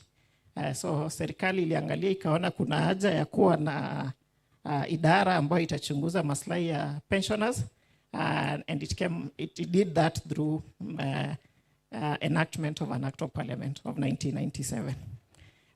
So in the year 2000, that is when the regulator was set up. Hiyo ndo mwaka tulianza kazi yetu kama RBA. In the year 2010, I'm sure we all know what happened in 2010. So in 2010, there was a circular from the national government through the National Treasury, and they said, these DB schemes, defined benefit schemes zenye tuko nazo zote in the public sector, tunafaa tuzifunge. Na hapo ndo KPA ilifunga scheme yenu, wachache wakabaki kule, wenzenu wakaenda kwa DC scheme. And most government organizations, including RBA, we also had a defined benefit scheme yenye tulifunga in the year 2010. So in 2010, there were some significant pension reforms which show or brought in the changes from defined benefit schemes to defined contribution schemes. There has been challenges out of those conversions. Today, Fred will tell you, we are dealing with many disputes which relate to the conversions that happened since the year 2010. In the year 2018, we brought in another new change. Hapo ndo tulileta hii maneno ya post-retire medical schemes. Tukasema, tulifanya research. Tukaona retirees wengi wetu, hata kama wanapata income wakistaafu, wanahitaji pia matibabu. Tukaona pesa mingi inaenda towards matibabu, and therefore we came up with what we call post-retire medical funds. Most organizations are starting those funds. I'm glad to hear from the remarks of your chair that you actually have a post-retire medical fund in place. In the year 2023, something else significant happened. There was an Act of Parliament which is called the NSSF Act of 2013, which had been in court for a very long time. So in 2023, the court lifted it and said that you can implement this Act of Parliament. And therefore, since 2023, NSSF imekuwa ikipokea pesa mingi sana in terms of contributions, because the new act increased the contributions that go to NSSF. And that is part of the reason why the assets are really increasing in such a significant manner in the last 2 to 3 years. Then finally, last year, kuna kitu tulileta yenye ilisaidia retirees sana. Government finally agreed with us that retirees needed to be exempted from paying taxes to the government of Kenya. So there were changes in law, and you can attest, wale wenye mnapata pension, that amlipi ushuru kwa serikali kutoka umwaka 1st of January 2025. Pension benefits. So long as umestaafu kutoka miaka 50 and above, you don't pay a single coin to the Kenya Revenue Authority in terms of taxes. The other new introduction that year was that the government launched a retirement benefits policy. For 25 years, we've existed without a policy. So finally, this year, there is a policy that is in place that is guiding what we do as a regulator. Good. Moving on, I've talked about the tax incentives that retirees you got, that you don't pay any taxes anymore to the government. The other thing that was introduced through those amendments is that wale wenye bado tuko in employment, the amount that is tax exempt at payroll stage was increased from 20,000 Kenya shillings to 30,000 Kenya shillings per month. We have also been requesting that for the longest time, ever since I joined RBA 10 years back. Every year we approach the government to give us that tax break. And finally they agreed to it last year. PRMF, zile zenye tumesema, they were also given some added tax advantages. Okay, good. What else is new? Trustees wenu, previously they were serving a term of 3 years. Sheria ilikuwa inasema ukiappoint trustee, they do 3 years. You can either re-elect them, ama sponsor anaweza reappoint, ama mlete watu wengine. Lakini this year, because of the feedback that we got from the industry, that your term ni kidogo, we spend so much money training your trustees, then we give them a very short term to serve you. So there was an appeal from the sector that we consider increasing that term, and we increased it from 3 years to 5 years. So now your trustees have a term limit of 5 years, subject to a maximum of 2 terms. Sijui kama hiyo ni furaha ama ni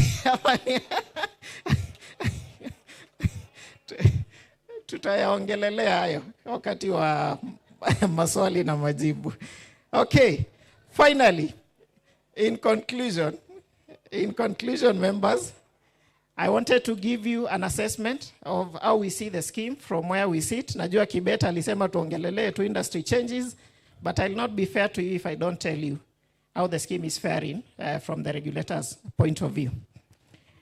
In terms of what is positive, mazuri yenye tunaona kwa scheme ni kwamba your board of trustees is properly constituted. All trustees are in place, led by their chair. Sponsor has done their bit, members have done their bit.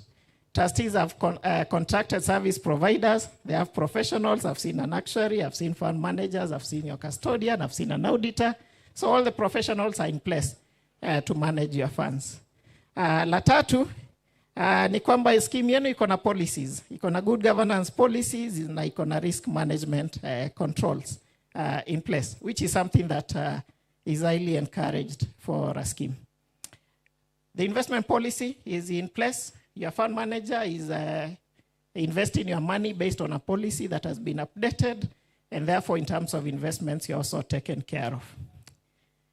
Kuna kitu chairman alisema na sponsor walisema there is a remedial payment plan. The scheme we appreciate has a deficit, an actuarial deficit, but based on the consultations that we've had with your sponsor and your trustees, they developed a remedial payment plan. Kwa hivyo kuna pesa sponsor anaweka kwa scheme, and you can actually tell from your audited accounts that there was an increase in the amount that the sponsor is pumping to the scheme to take care of the deficit. What can your trustees do better? Areas of improvement. Number one is that is a remedial plan. Trustees, we acknowledge, thank you for a fantastic job, but we think that those remedial payments can be increased so that you're able to clear the deficit within 6 years. Number two, property. Property has been an issue in this scheme for a long time. There is overexposure based on the audited accounts is a 65%, and I'm glad that your chairman did make remarks that there is a strategy to try and bring down the exposure in property. So that's another area of improvement, trustees. And finally, Board of Trustees and Secretariat, we also think as a regulator that expenses can be lower. Currently, they're actually above the industry benchmarks, and therefore we want to encourage you and your trustees to keep track of your expenses and try to rationalize them so that we manage these funds better. Asanteni sana. May God bless you. Tutachukua maswali yenu.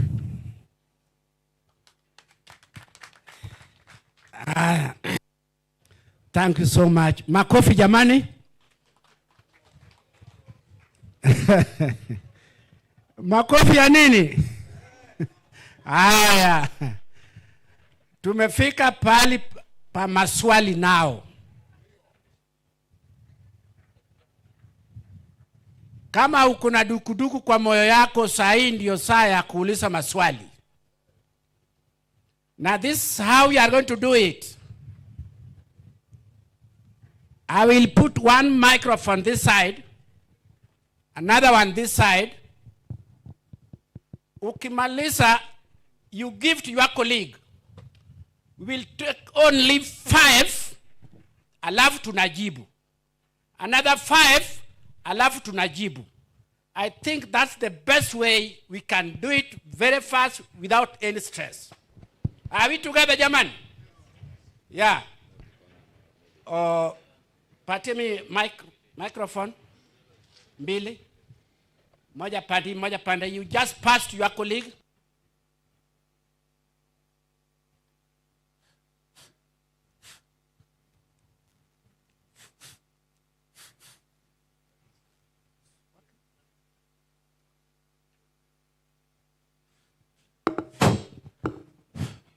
So, moja.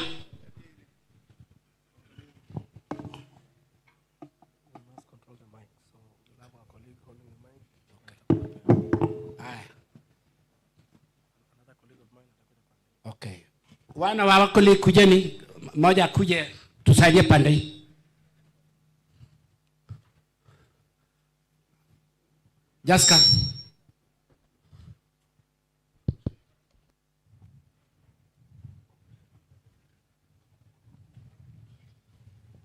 Aya. You are allowed. Can we start? Unasema jina yako, alafu unauliza maswali.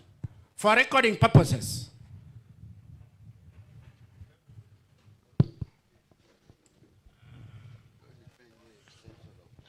Thank you. Anza na Captain. Is it Captain Odemba who has the mic? I'm allowed to ask the question. Mwok, karibu. Yes. Yes. Kwa jina ni Joel Mwok. Natoka Homa Bay County. A former employees of Kenya Ports Authority. Swali na swali tatu. Swali ya kwanza, nimesikia kisoma kwa orodha katika hii kitabu, RBA ndio inalinda mali yetu. RBA nitachunga property yetu. Na RBA ndio mtu wa kwanza kupinga sisi kulipwa haki yetu, ambaye hatoki kwa RBA, hatoki kwa pension. Ile pesa ilikatwa na KPA kwa makosa. Bodi ilikweko, sijui wakati wa Ndego ama wakati wa Ndua ama wakati wa Catherine Muturi. Waliandika barua mtu alipwe miaka 3 nyuma akishamaliza wakati wake wa kuretire. Hiyo chunguzi kifanywa mpaka Ulaya ikapatikana hakuna. Kesi ikaendelea. Tukatoa pesa, tukachukua yule advocate naitwa Tindika. I myself nilipa 20,000. Tukalipa Tindika almost 10 million. Tindika akafanya case katika low court, ikaenda high court of appeal, Supreme Court, alafu baadaye RBA anasukuma inaenda kwa tribunal. Ni kama kucheza na akili yetu, na KPA ndiye ilikata pesa yetu, na KPA bado iko pale. MD ulipoingia kazi 2023, I was in Mombasa kule Mbaraki Sports Club. Alituambia hiyo pesa tutapata Desemba tukule naye sikukuu, paka leo pesa haijatoka. Na yeye bado yuko pale pale. Hiyo swali utatujibu. Actually, ati anafanya hesabu. Ikifika kotini anawacha data. Na yeye huko pale na pesa yetu ndiyo anamlipa. Ni kama anatupiga vita. Yeye actually atueleze kazi gani anatusaidia nayo watu wa pension. Watu wamekufa. Watu wanakufa kila siku, wanawacha hii pesa na ni haki ya wa pension. Kwa nini pesa haiwezi toka? Mimi siwezi kulaumu wale tuliwachagua, wale wa pension, wale wanasimamia pension. Wale hawana case. Case iko na Kenya Ports Authority. Lawyers alikuwa 32. Tukapiga kilele ikarudi 13. Bado 13 ni nyingi. Swali ya pili kwa huyu lawyer ambaye anasimamia kesi ya 3 payslip. Kwa nini chairman Nyarandi kabila moja, lawyer kabila moja, huyu tribunal kabila moja? Kwa nini hii kitu inafanywa namna hii? Nimemaliza, asanteni. Asante mzee Mwok. Kuna mtu kwa hiyo tenti ya mzee Mwok? Hakuna. Haya, tuende kwa Captain Odemba pande hii.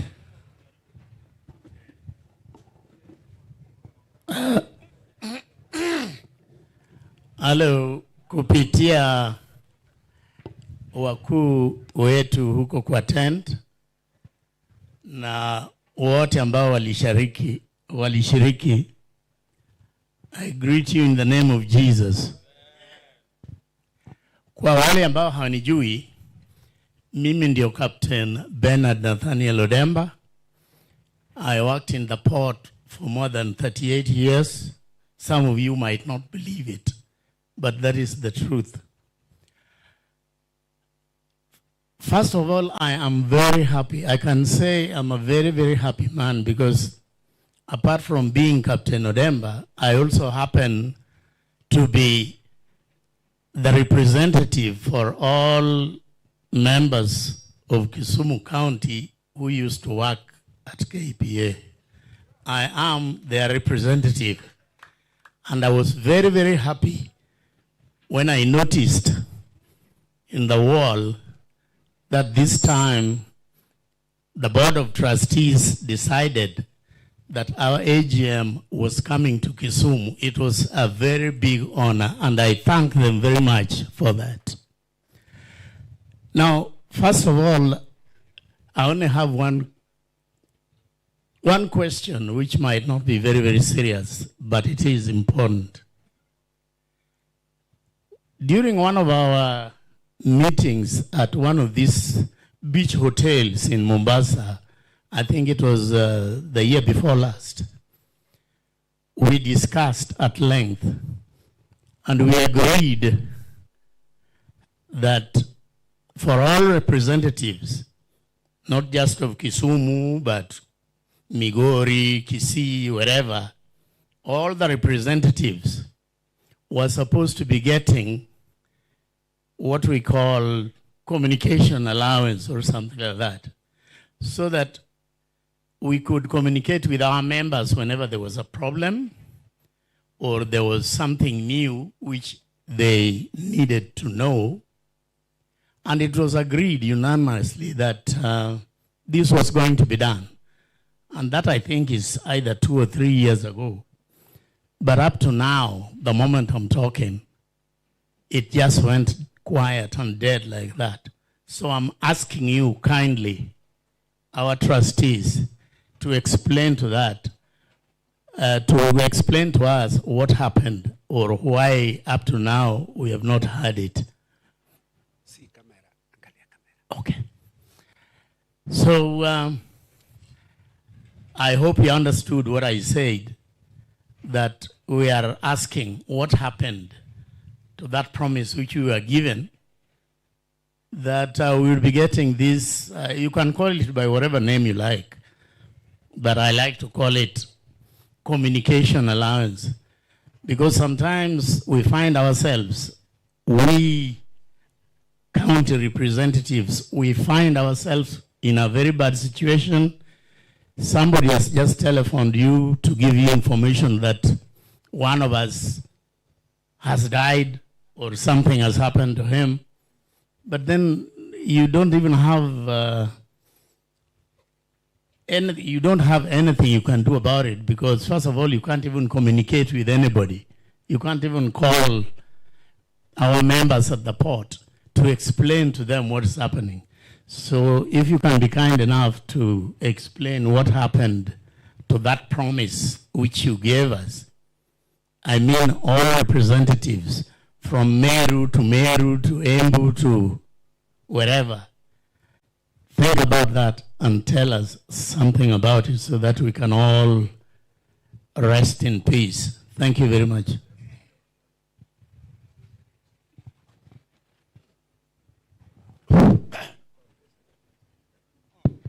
We nimepewa nafasi bwana, nimepewa. Ngojea wewe, ngojea, nimepewa.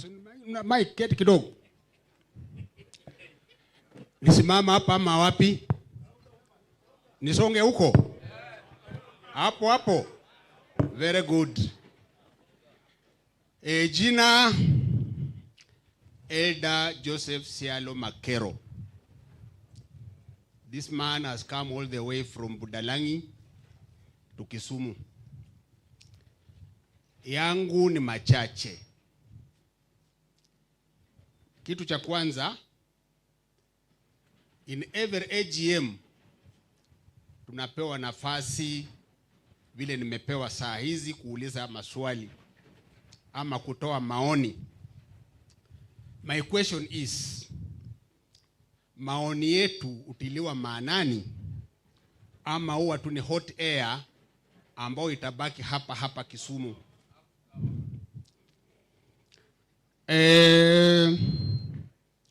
Swali ambao nitakuwa nalo, naona RBA wako hapa kama referee. Na kila referee lazima awe na red card na yellow card. Sijui hizo kadi zenu mmeficha wapi? Kwa sababu some of your guidelines are not being addressed. For example, tarehe 18 mwezi wa 4 2023 RBA walitoa guidelines na zikawa published in Kenya Gazette tarehe 5 mwezi wa 5 2023. In part walisema mikutano ya Board of Trustees ambao itagharamiwa au ambao italipiwa na scheme isipite 6. Kulingana na hii kitabu ambao nimepewa nikiingia hapa, nimeambiwa trustees wameketi mara 20 na wakakula 5.9 million. Ana hamjasoma hiyo kitabu? Sasa swali ni hili. Mbona walipitisha mikutano? Na wewe referee umefanya nini?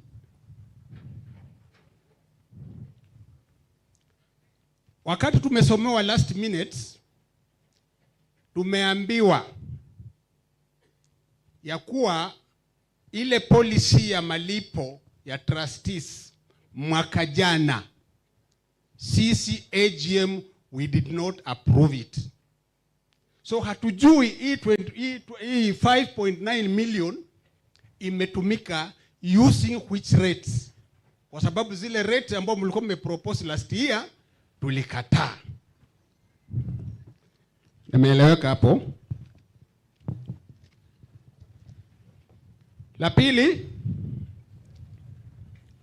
haijakuwa mentioned, lakini tumesikia fununu ya kuwa trust deed yetu inarekebishwa ama inakuwa amended. Mimi sijaona hata hiyo draft. So the question is, katiba ya 2010 inasema lazima stakeholders wa participate kwa kitu kama hiyo, kwa sababu ndio maisha yetu. Mbona mnafanya bila sisi kujua? And why are we not mentioning it here today? La mwisho, kulikuwa na mazungumzo ya previous board of trustees sometimes back.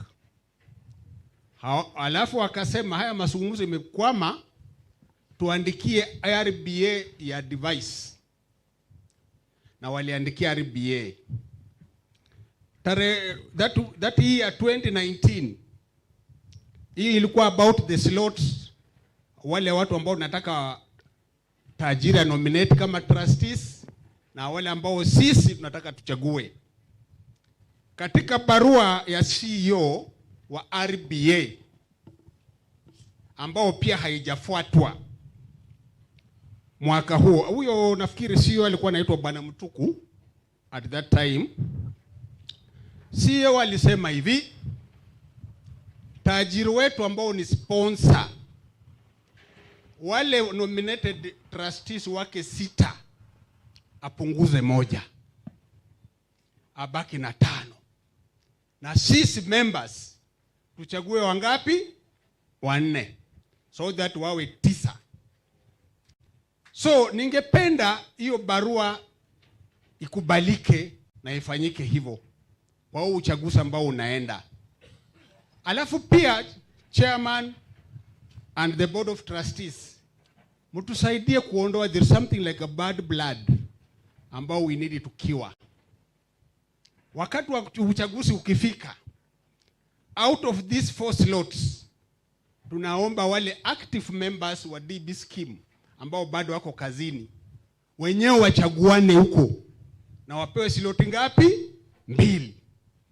Sisi ambao tumezeeka tupewe slot ngapi? 2. Tuchaguane wenyewe, kwa sababu sisi hatuwezi kwenda kufanya kampeni na wale, those are very active. Alafu number 2, inakuwa tena rahisi tufanya tu region kama hii yetu ya Western Region. Mwambie nyinyi Western Region chagueni mtu mmoja. Kwa mfano hasa kama Elda Machkera anachaguliwa na alafu that other region pia wachague mtu mmoja, na wale active ambao bado wako kazini wachague 2, because hata kwa mitandao yetu tukisoma unapata wale active waliacha kuchangia hii scheme 2012. Wengine walikuwa wamechanga miaka 2 tu na wakakwamia hapo. Lakini hao wenye wamekaa hapa, captain amesema amekuwa kwa hii scheme for 38 years. So we are going to be managed by the people ambao hawana muscle ya kutosha kwenye scheme. So we pray that mtatusikia hapo, mupatia wale 2 na sisi mtupatia 2. Yesu ni Bwana.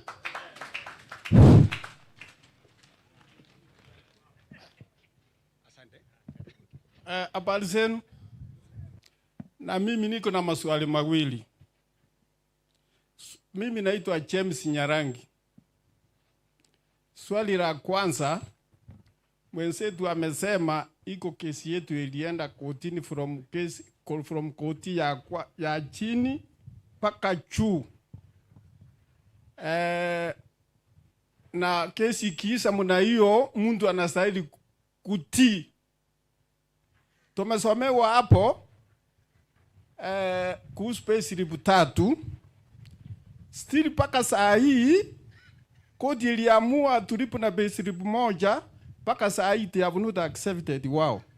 Tunataka lawyers yule wetu kweli anatutetea vipi? Kwa I explain kwa sisi, kama mtu ameenda kotini amefaulu kesi, still yule ameshindwa, still insisting, na ameenda paka Supreme Court, still is insisting it is not right. Kama ni mnyonge kama sisi tungalikuwa tumefungwa. Sasa tunataka tujue lawyer wetu atuelezee kwa nini paka saa hii tunaongojea payslip 3 tulipwe, still watu wanalipwa na hiyo. Which means they have not accepted the court verdict. Hiyo case hii swali number 1. Swali number 2. During education day, mahali nilikuwa tuliambiwa tusaini document ya Oluochi afutwe, sijui kutoka kwa usilika, sijui nini. Kwa sababu ameenda kinyume, yeye hataki asset siuswe ili tulipwe. Sisi tukawaambia hapa mmekuja kutufundisha. Mimi ndio nini insist. Hapa mmekuja kutufundisha, si ati tena mkuja mtuambie tusaini documents hapa. hatuwezi kusaini, ongoja AGM ndio kila mtu atakuwa pale, mulaise issue yake hapo na kila mtu asikie ili ajibu hapo ndio tutapata majibu. Hapa tufundishe. Sasa sichaona kesi ya Oluoch ikitajwa hapa. Ya pili, iko issues to raise education day nyingi. Sichaona sikitajwa hapa because money was used. Sichaona hata moja ikitajwa.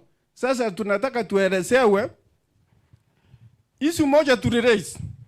Asset zetu sikiuzwa, sisi members tunapewa first priority. Inasikia asset zinauzwa na hata hatujui kama zinauzwa vipi. Tukawaambia siwekwe kwa outlook ili tujue asset hizi zinauzwa na sisi tuwe kama tunaweza na sisi tununue. Sasa nasikia asset zinanunuliwa na hata members we are not involved. Sasa actually sijui alisimama hapa atuelezee vile amejunga asset zetu.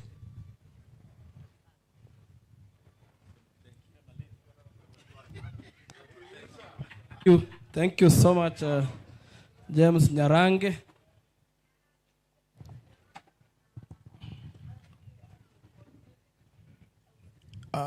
Asanteni sana haswa mlioandaa mkutano huu kuja kufanyika katika western part of Kenya. My name David Waswa Siboko from Bungoma County. My question goes to representative from RBA. You've told us you've raised the term of a trustee from 3 years to 5 years. My question is, was there public participation? God bless you. Yeah, tafadhali.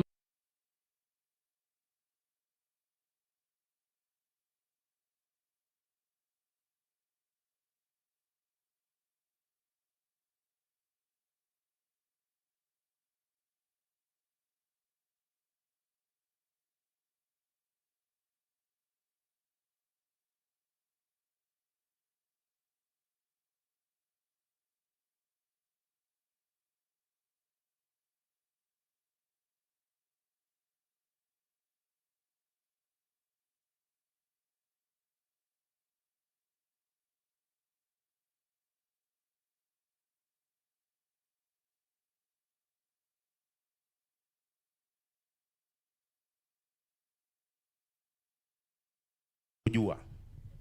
Mimi natoa wasia kwa wenzangu hawa kwamba ikiwa itafanyika hivyo tufanye rabsha. Rabsha manake ni agitation kwa Kiingereza. Tusikubali kwa sababu tumechezewa muda mrefu. Sisi tumekuwa watulivu, wavumilivu. Sasa ule uvumilivu wetu tumefanywa wapumbavu. Unaona? Kwa hivyo tusikubali tena ya kwamba ipite tarehe 13 waje waanze kusema mambo ya Kuunde, Njegere, sijui nini. Hatutakubali safari hii. Mimi natoa wasia. Asante. Lakini sio nzuri kuchochea na kuomba mzee, wewe ni mzee mwenye hekima. Iko sawa? Aya, asante. Asante. Asante. Asante wazee wangu. Haya, tumsikize mzee anayekuja pale. Quiet. Quiet. Yes.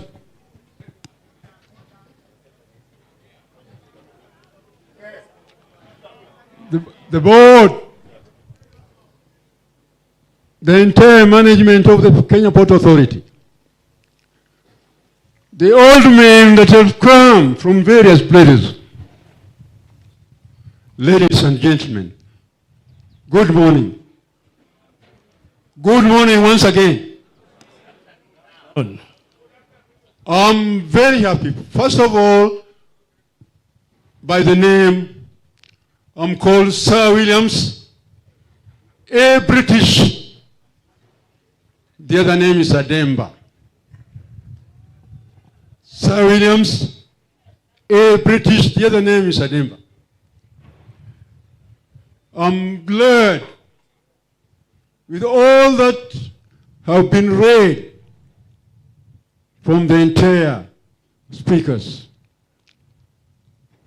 But I regret to say, because I've heard when you are being mentioning thousands, millions, and trillions of money, does that money really benefit the old men that are here today? We are so hungry. Look at these old men that have come from far end of Kenya. Some from Busia, some from Migori, some from Ugenya, some within Kisumu town. And they are old. Since they have arrived in this place, their aim, their very important aim today, are you ready to refund them back the money for the transport? This is what is very important that we want to know. Are you ready also to give them lunch? Because we cannot drink soda alone. And then you provided books here. What for? Yes, we are not children. We are all the citizens of this country. And we have really benefited the Kenya Port Authority. Why not that big money you are being mentioning all the times here, benefiting us also? That billion of money you are saying, oh, it is strengthening the governance of the board. What for? Thank you very much. God bless you. Asante, I think we will stop from there. Allow us to, because these are 5 questions from 5 pensioners. If you can allow us, pensioners, we can respond to these ones first. Then we will go to the second set of questions. And we will request that you do not repeat the question that has been asked by your colleague. And I'm happy that nobody has repeated the question that has been asked so far by their colleagues. So the questions, I can see many of them are directed to RBA. And I think it stems out from the case. Yeah, most of them is about the case, which is to be determined on 13th of November. The issue of trustee remuneration, as alluded by Elder Makero. And then Sir Williams has brought in a very critical concern, on the issue of transport, and my trustees will be able to respond. I think most of them are actually RBA, because I can see from what it was about, was there public participation done on the extension of trustee limits? James Nyarangi asked whether, I will come and clarify on the question from James Nyarangi on the issue of property disposal, and I think the other one was on the judgment, which I think my colleague from RBA would be able to respond. So members, I think the questions majorly are directed to the regulator. And then I will come in later and respond on key areas for the scheme, and also give a chance to my trustee to respond on the question for Sir Williams, A. British Ademba. Thank you.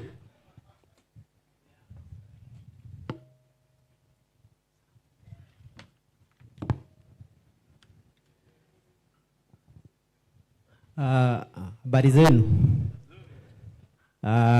Kwa majina naitwa Fred Yakonde. Mimi ni wakili kule RBA. Previously before nikuja RBA nilikuwa tribunal Kwa hivyo kesi yenu ikiamuliwa, wakati huo nilikuwa kwa tribunal, lakini nilikuwa seconded by RBA, lakini sasa nikarudishwa back. So kesi yenu naielewa kidogo, na nitajaribu vile niwezavyo kuweza kujibu maswali yenu ambayo ni ya muhimu sana. Ni vizuri that you are very concerned about the issue that relate to you, and I think trustees, you have done a good job ensuring that this AGM has come this other way, so that you can also hear the views of our retirees or pensioners from this region. Kuna swali la kwanza kutoka kwa mwenzetu Bwana Mwok. Ulisema kwamba RBA inapinga nyinyi kulipwa hii payslip 3 ama 3 payslips, na ukaelezea kwa upana kesi yenu venye ilienda High Court, Supreme Court, karudi tena RBA mpaka ikaenda kwa tribunal. So niseme tu kwa ufupi kwamba mahali RBA imefika, hatuwezi kuzuia kwa njia yoyote ile kuimplement hiyo judgment. And sisi our aim is to comply. Tribunal imetoa order, lakini kwa zile mahesabu ambazo zilifanywa kukatokea kutoelewana kwa wakili wenu na wakili wa trustees. So tribunal ikafanya jambo la busara kwamba ilete ule independent actuary aweze kufanya hizo hesabu, na tuko na uhakika kwamba ikifika next week, ambao ni tarehe kamili walisema itatoa hiyo hesabu, itakuwa ni whatever wataleta RBA ita implement, kwa sababu RBA iko chini ya tribunal in terms of decision making. Tribunal ikiamua, RBA iwezi badilisha, kwa sababu tuko chini tribunal, it's an appeals tribunal. So vitu yote ambao CEO anafanya, tribunal imwambie ufai kufanya hivyo, atabadilisha. So hawezi, hata akijaribu kufanya atakuwa anaenda kinyume na sheria, na nadhani anajua kwamba hata sisi tutamadvise kwamba ikiwa tribunal imekuambia ufanye hivi, sisi kama mawakili tutamadvise afuate mambo tribunal imemwambia. So hatutakubali RBA ikose kufuata maamuzi ya hii tribunal kwa mambo ya kesi yenu. Kwa hivyo pia ukaendelea kuongea ukasema kuna watu ambao ni wa kabila moja na uelewi ni kwa nini. Sina uhakika kama ndaweza jibu hilo swali, kwa sababu hao watu wanakuwa appointed differently. Trustees wanakuwa appointed, wengine wanakuwa elected. Chairman wa tribunal anaappointiwa na minister, ule cabinet secretary. Kwa hivyo hatuwezi mimi hapa mtu wa mkono hapa chini siwezi kuweza kujibu hilo swali, tafadhali. Haya, swali lingine la Elder Joseph, ambao umetoka mbali sana kule Budalangi, tukushukuru pia kwa kuja. Swali lako la kwanza uliuliza ikiwa maoni yetu ama maoni ambao mnatoa hapa kama yanatiliwa maanani. Ni jambo muhimu, and as RBA we keep on insisting. In fact, part of the agenda, the fact that there is an opportunity for question and answer imewekwa kwa sheria. Hatuwezi kuwa na AGM yoyote hii Kenya ya pension scheme na kukue na agenda kusipokuwa mahali ya kuuliza maswali. So hiyo tuna make sure iko, na inatusaidia kwa wale ambao tuna attend ama representing the authority, inatusaidia kujua ni shida gani ambazo hii scheme inapitia, na kutoka hapo ikiwa trustee hawata implement, tutafuatilia pia tuende kule kwetu. Tuko na scheme officer ambaye anafuatilia maneno ya scheme zenye amekuwa allocated. So and scheme officer wenu hapa Bwana John Muli ambaye ametoa presentation hapa, kama kuna maneno amesikia atayafuatilia kule. Kwa hivyo ni mambo ambayo tunafuatilia. Pia kuna swali iliulizwa kwamba mbona hatujaitoa kitu inaitwa red card ama yellow card. Tunazo, mbona mjaiziona? Na ukasema kwamba kuna Zile guidelines zilikuja kwa mambo ya trustee meetings. Yes, kuna guidelines zilitoka kuguide mikutano ya trustee. Na hii ni maneno ilitoka kwenu kama members na tukayasikia. So tukaenda tukaleta sheria ya kuregulate remunerable meetings. Zile meeting ambazo trustees wana meet na wanalipwa pesa ama sitting allowances. So ni clarify, hatuchapunguza mikutano ya trustee. Trustees wanaweza kutana vile wanataka. Kitu tumepunguza ni zile meetings zenye wakikutana watapewa allowance. Kwa sababu pia si vizuri kupunguza mikutano ya trustee.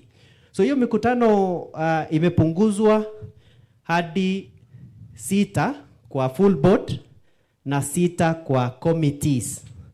So yote ni kama mikutano 12.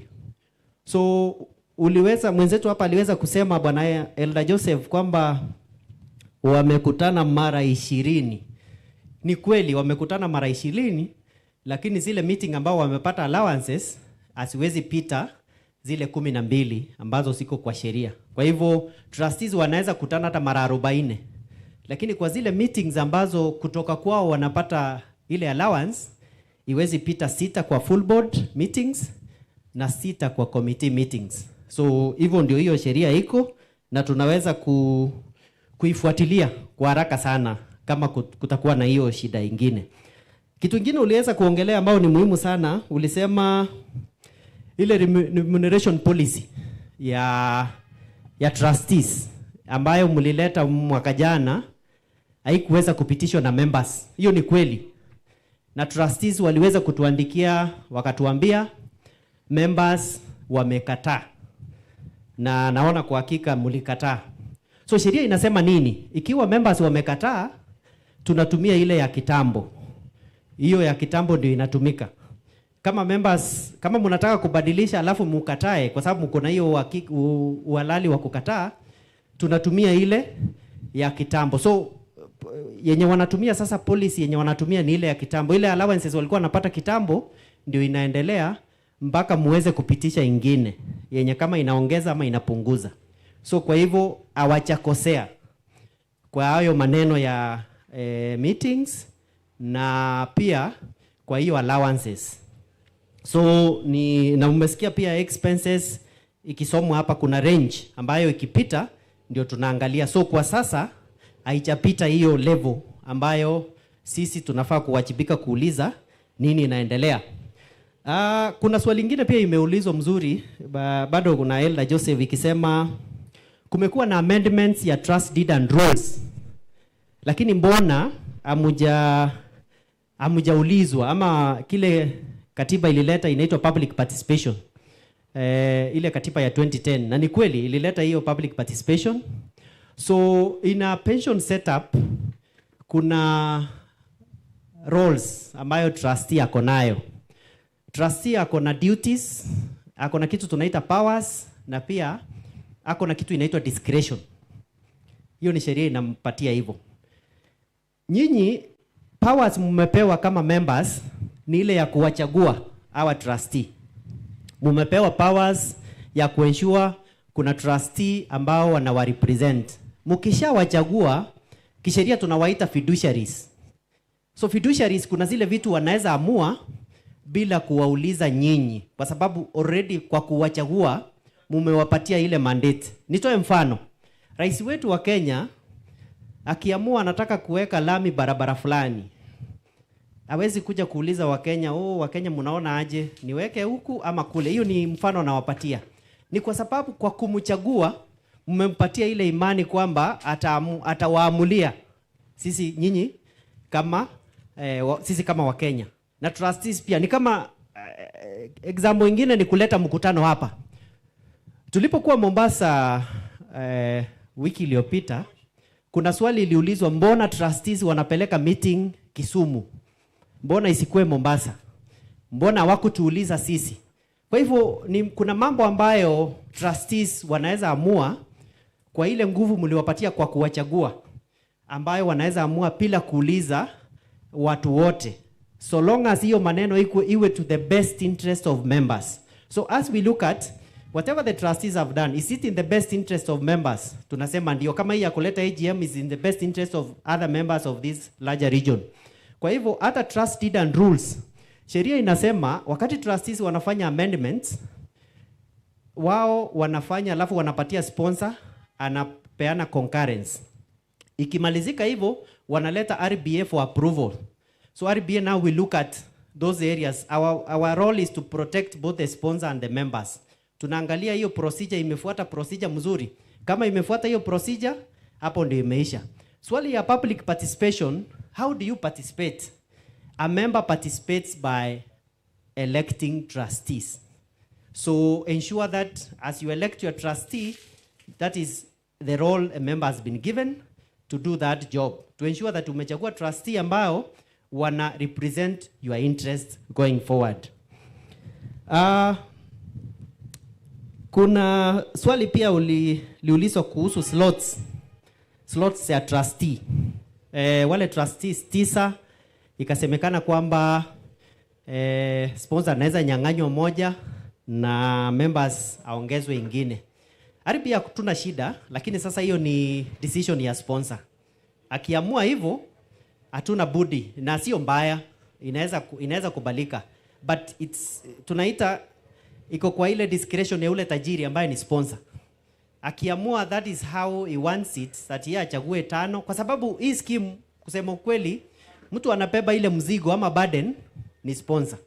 Wewe ukikosa pesa mtu atalaumiwa ni sponsor, kwa sababu the way it is made, sponsor ndiye anabeba mzigo yote. So akiamua ni hivyo, sisi kwa sababu sheria iko hivyo, unless tubadilishe sheria, ndio maana hiyo maneno inaweza badilika hivyo.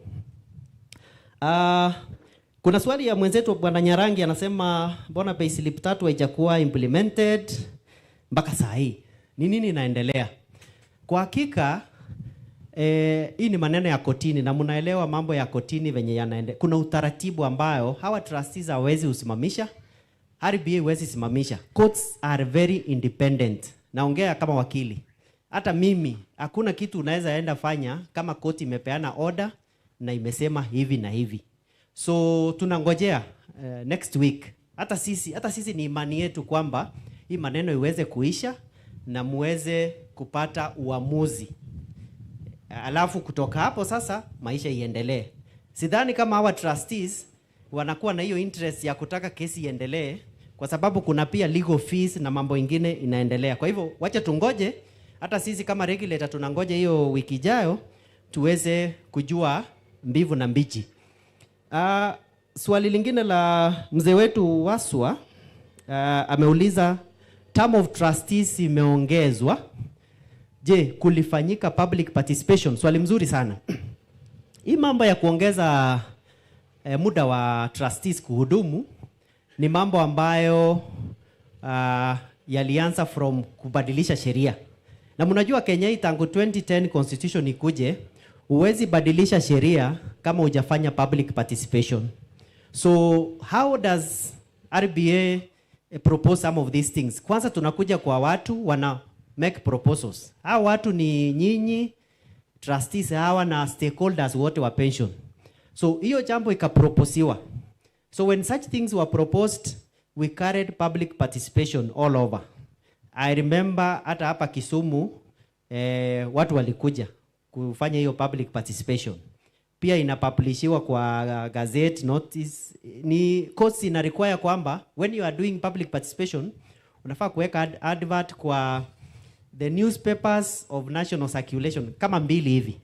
Kwa hivyo hiyo ni mambo ilifanyika, ambapo alafu tukimaliza tukatumia minister, then minister waka approve. So public participation Bwana Waswa ilifanyika.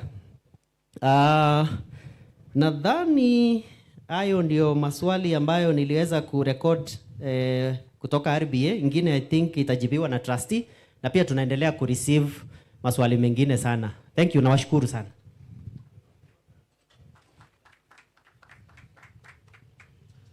Asante sana Mr. Gekonde. Ningependa kuita Trustee Mugambi. Trustee Mugambi aje ajibu maswali machache hapa kwa niaba ya trustees wengine.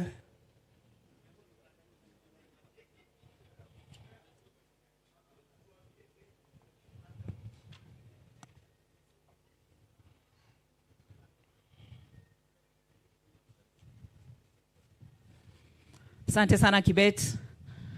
Kwanza kabisa nachukua nafasi hii kumshukuru Mwenyezi Mungu kwa sababu ya kibali cha siku ya leo. Na ni asante ya kwamba tumekuwa watulivu. Ni asante ya kwamba tumeuliza maswali mengi, maswali ambayo yanatuhusu sisi kama members wa KPA Pension Scheme.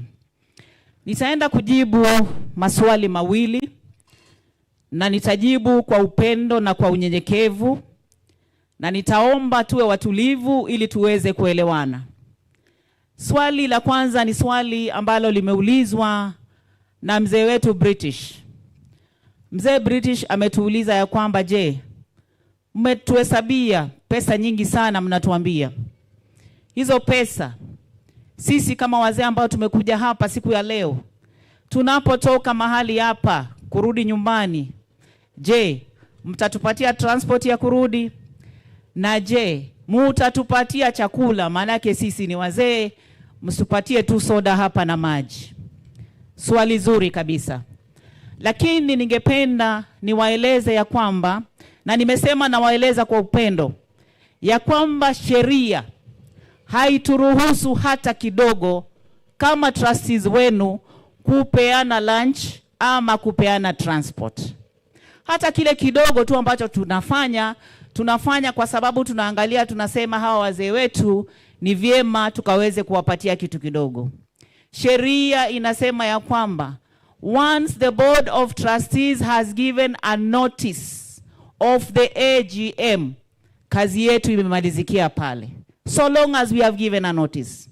Iwe ni mtu mmoja atafika, iwe ni watu wawili watafika, basi mwaka huo itahesabiwa kwamba AGM ilifanyika. Kwa hivyo na waomba mtuwie radhi, maana hatuna pesa ambazo tutaweza kuwapatia lunch ama kuwapatia transport, maana sheria haituruhusu. Na chochote kile kidogo ambacho mtapata, naomba mkikubali kwa upendo. Naenda kujibu swali la pili, na ni swali ambalo limeulizwa na ndugu yangu Mok. Na Mok amesema ya kwamba kuna wakati kulikuwa na maloya 32 hadi sisi members tukapiga kelele mpaka wakapunguzwa wakafika maloya 13. Wakati ambao tumekuwa tukizunguka tukifanya member education, ni swali ambalo limeulizwa kila mahali ambapo tulikanyaga, ya kwamba ni kwa nini kama scheme mnalia mnasema hamna pesa, na huku mko na maloya 32 mwaweka katika scheme na mnawalipa. Na nakumbuka tukiwajibu ya kwamba wale maloya ambao tuko nao katika scheme ni wale tu wamefanyiwa pre-qualification kulingana na zile kazi zao, wamequalify kwa kazi gani.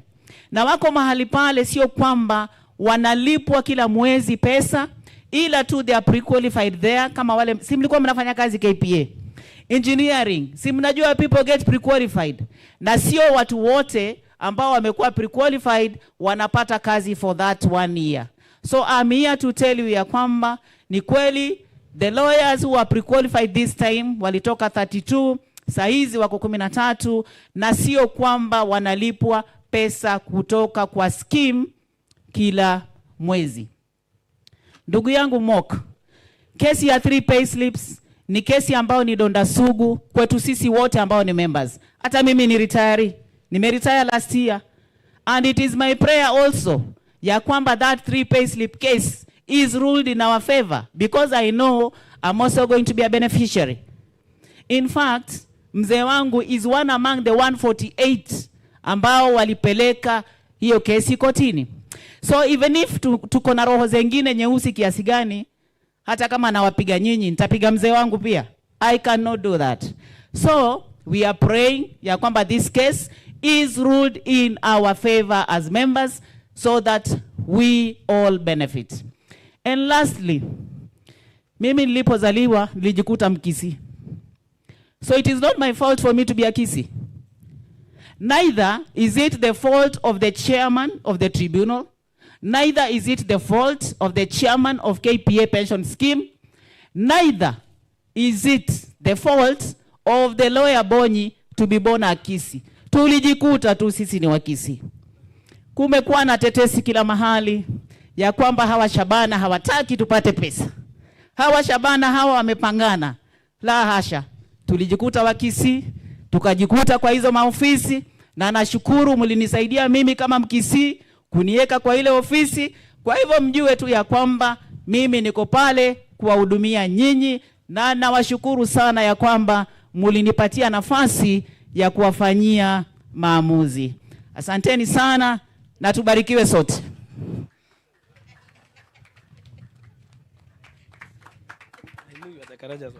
Thank you so much, Trustee Mugambi. Natumai, I think she has done justice to the questions. Sindio? And fair enough, right? Yeah, even the regulator, Mr. Gekonde, has also given justice to question asked by one elder, Sialo Makero. Kulikuwa na swali ya Captain Odemba kuhusu airtime allowance. Hiyo iko na wanalipwa. Hata Okiro yuko hapa, nimemwona. Atinga yuko hapa. They can confirm. So we can meet behind the tent. I think that's a personal question. We'll be able to assist you. Yeah. So that you are also able to communicate to our members of Kisumu County. But I'm very happy with the pensioner representative of Siaya. It's called Makojo or something. There's a name like that. Yeah. And then Atinga, Okiro, Mzee Murunga from that side of Kakamega, and then another one, Ismail from Busia. So we are really happy with what they are doing, and they are beneficiaries of the airtime allowance that we send every month. So the other question that has not been addressed, I think all the questions have been addressed, but there was a question from James Nyarangi on wazee lazima wajulishwe tukiuza nyumba, and I think we discussed, tulizungumza sana na wazee tukizunguka, na tukasema ya kwamba how we do our disposal, we actually clarified and said we follow the Public Procurement and Disposal Act of 2015, and they are done in a transparent manner, including using an open tender process. We publish them in the Nation newspaper. We publish them in our websites. We publish them in the PPRA platforms. So they are available. Even the WhatsApps that you participate or you belong to, we also share the same. And what members were asking us is, wako na zile simu za kabambe. So uenda hawana WhatsApp, hawana nini. So last year we said we do an advertisement. Na hatujafanya tangu tukue na nyinyi mwaka jana. Hatujafanya. Mwaka huu ilikuwa mwaka huu mwezi wa 3. Hatujafanya nyingine. Na tukifanya tutahakikisha kwamba pia nanyi kwa zile simu zenu tutawaandikia ujumbe ya kwamba tunaweza, tafadhali, kwa sababu hatuwezi tukaandika list ya property yote kwa ile simu ndogo, tafadhali tafuta nakala ya gazeti ya tarehe fulani, ama tafadhali fika kwenye ofisi yetu ama website yetu ndio uone. Lakini hatuwezi tukasema kwa sababu wewe ni mwanachama ni wewe peke yako ndio lazima ununue. Hapana. Public procurement requires the tender process must be open, competitive and transparent. So that is what we follow through. Issues to do with the names that were written in, signing in those sessions we were having this year, were actually members requesting themselves. Sindio? Sini wanachama walikuwa wanaticheza makaratasi wa sign. Sindio? So it was not the trustees asking the members to sign. And in any case, the decision has been made by the Court of Appeal in favor of the scheme. So now the scheme can proceed with what you had given them as members, the mandate to optimize the property investments in the scheme.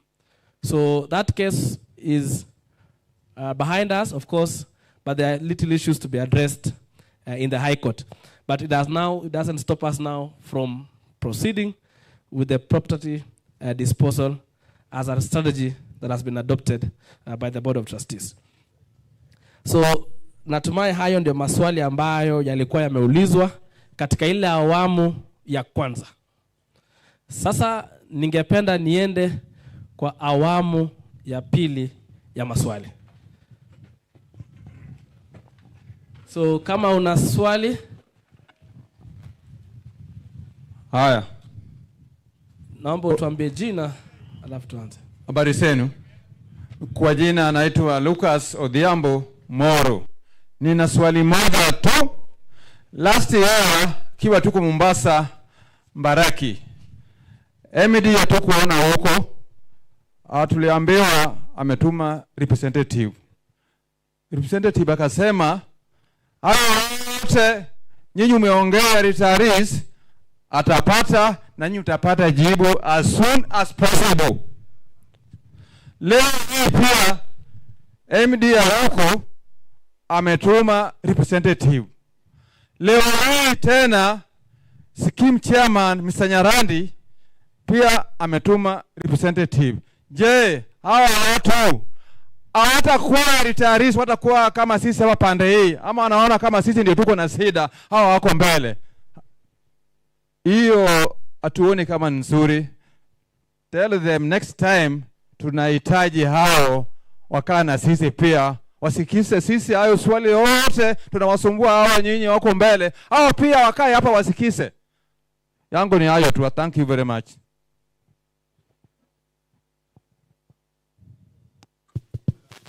Hello. Naitwa Washington Amayu. Swali yangu itakuwa kidogo tofauti na hao ambao wameulizwa. Miaka ya 80 na 90. Uonekane uko wapi mzee?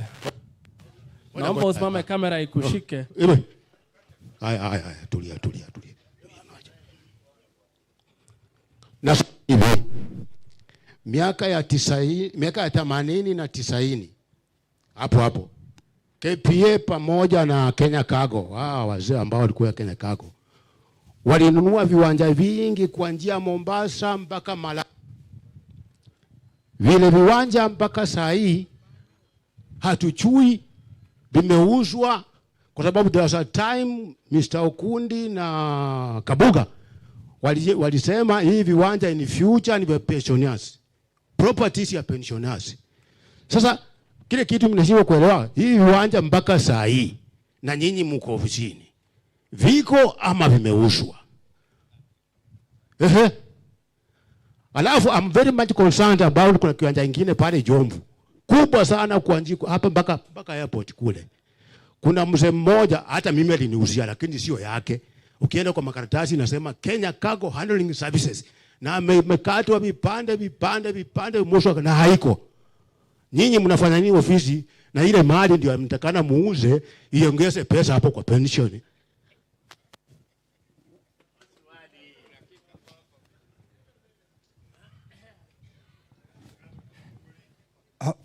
Hello, good afternoon. Good afternoon. Wale ambao wanijua, mimi naitwa John Buge Orea. Mimi retire na miaka 17.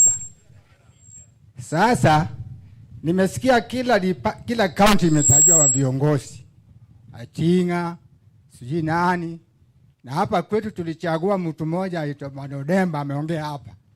Naongea kama chairman wa welfare wa Kisumu County. Sisi watu wa Kisumu tuko kwa dark kabisa. Tupati maneno ya kutoka huko. Hata wale wakitoka mkienda kwa ule mkutano wenu, hakuna mtu anatuletea maneno. On behalf of watu wa Kisumu County, sisi tunalia. Na mimi sioni kama sisemi na udanga, mimi Odemba si mbaya. Nasikia analia allowance. Sijui kama mnakataa sababu mnajua hafanyi kazi. Tunataka tuchague mtu yoyote, hata kama ni yeye Odemba endelee, lakini tangu achaguliwe hajakutana na watu Kisumu. Why? Thank you. Jina ni nani? John Bugi.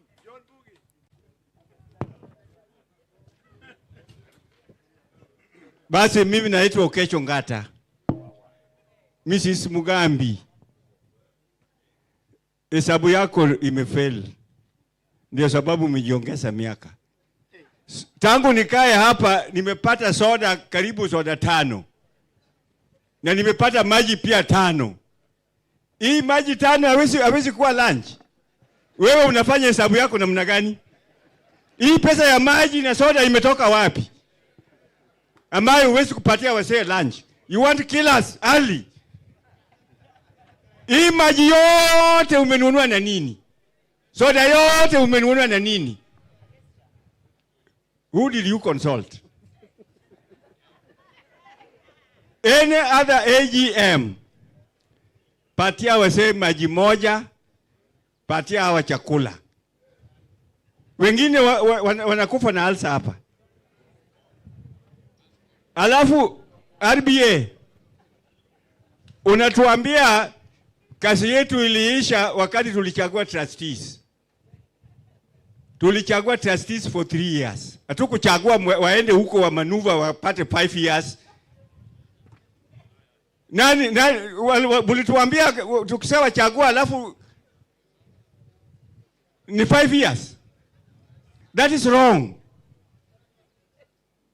Alafu hii habari ya transport. Hii transport pia mufikirie. If we are the owners of this scheme and we cannot get transport, na nyinyi vile mmekaa hapo mmepata transport yote na allowance, mnakaa kwa hoteli. Sisi tunakaa kwa hoteli. We just want something little. Transport. Transport ni pesa ngapi? Pale unasema hakuna regulation ambayo inasema tupate transport. Alafu tena unatuambia you go round, alafu tupatie kitu kidogo. Kitu kidogo ya nini?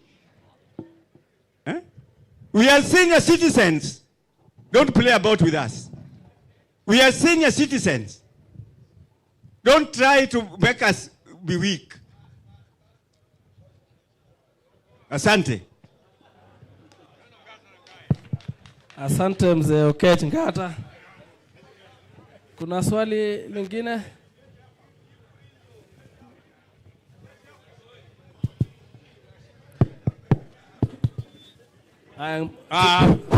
Retirees wenzangu, mimi kwa majina naitwa Clement Mwati Libuko. Nilikuwa katika mechanical section engineering department. Mimi niko na swali moja, alafu niko na maoni. Swali moja ni ya kwamba sisi retirees wote ambao tuko huku, either wawe ni Wabusia, Bungoma, Kakamega, Vihiga, hata Kisii, Nyamira, wapi wote, na wale wenzetu wa Mombasa, sisi ni kitu kimoja. Na watu wa Mombasa walikataa mtu ambaye anaitwa David Nyakundi. Na saa hii tunamuona bado ameketi pale. Mbona mnatuona kama vinyago? Kwa nini mtu sisi tunamkataa na nyinyi bado mnamleta hapo? Na hii skimu ni yetu. Sisi tumefanya KPM miaka mingi, tumesapa sana, tumetengeneza hiyo idara hiyo. Leo watu wengine wanakuja kudhulumu dakika za mwisho. Ni haki hiyo?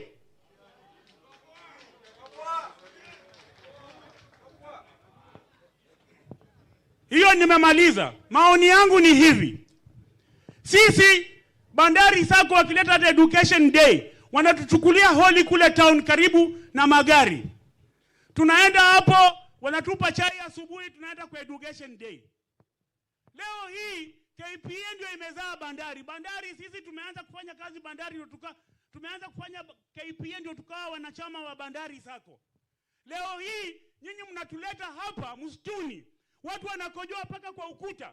Hakuna choo. Ni haki hiyo? Yangu ni hayo.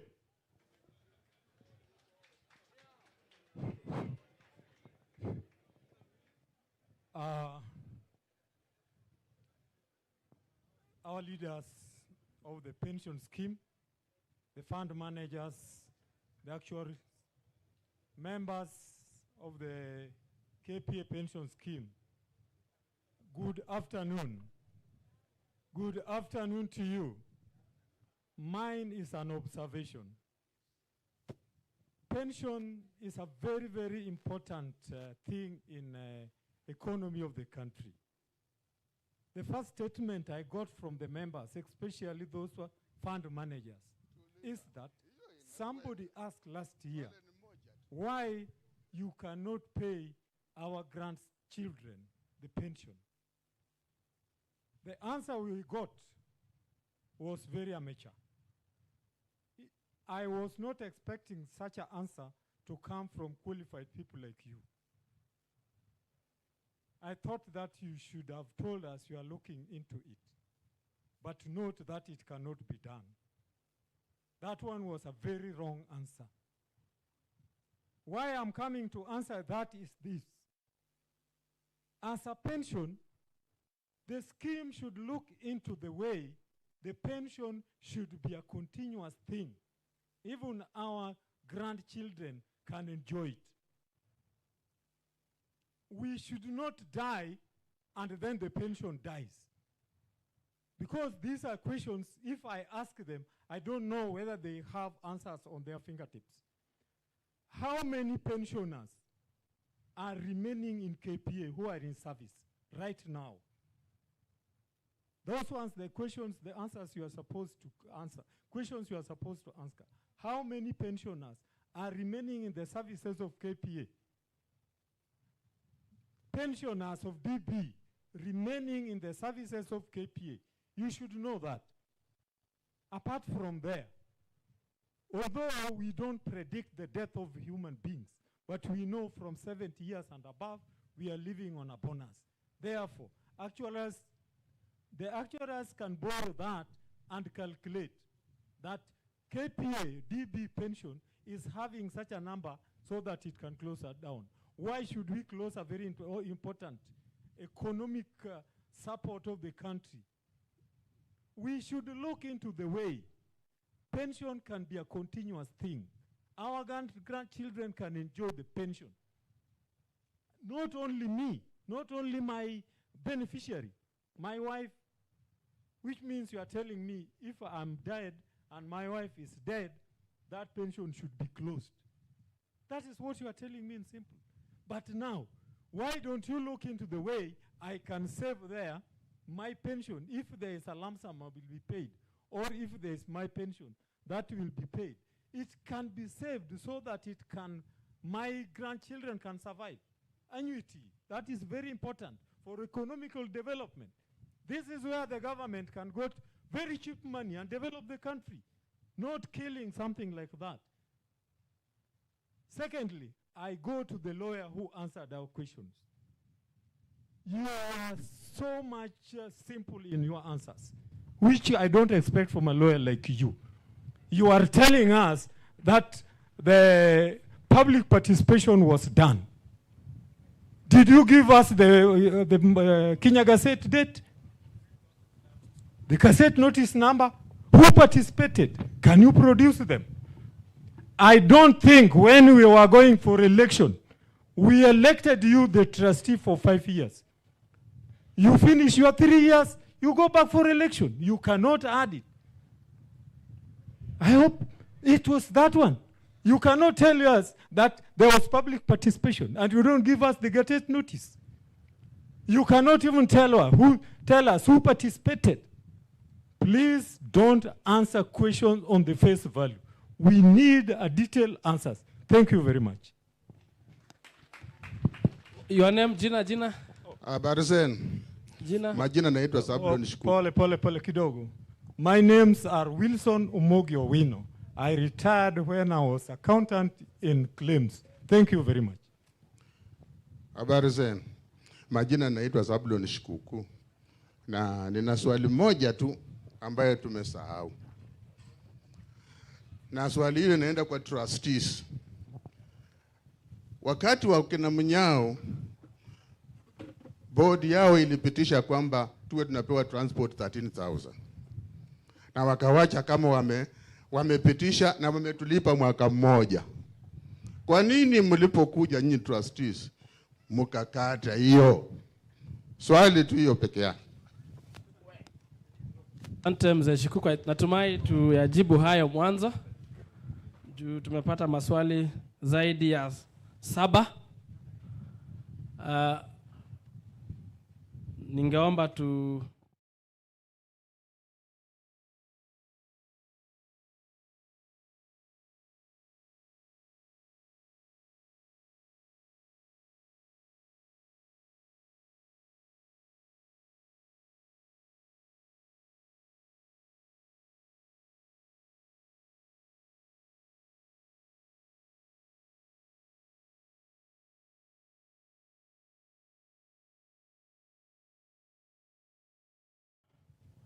kwani hawa sio retirees?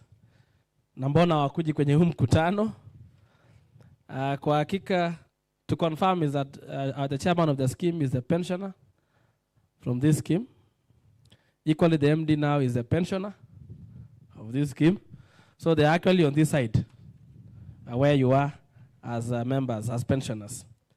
And the reason why they have not attended is because of their various engagements.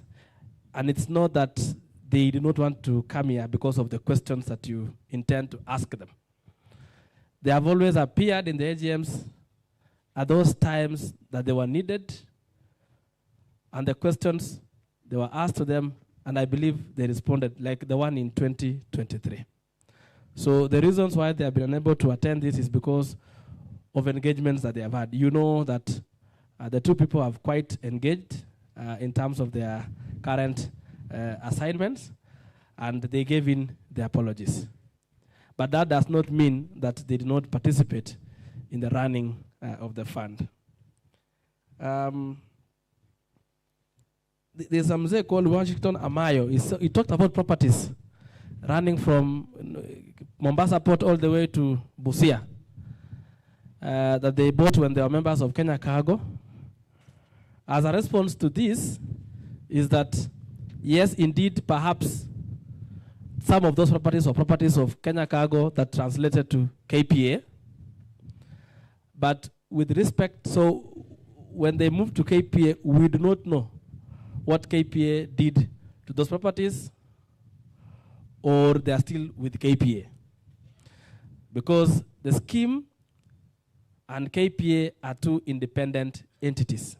What the Board of Trustees can only report on is that they can report on the properties that they are in their names, in the name of the scheme, either by buying through Kenya Cargo Pension Scheme or through transfer of the property from KPA.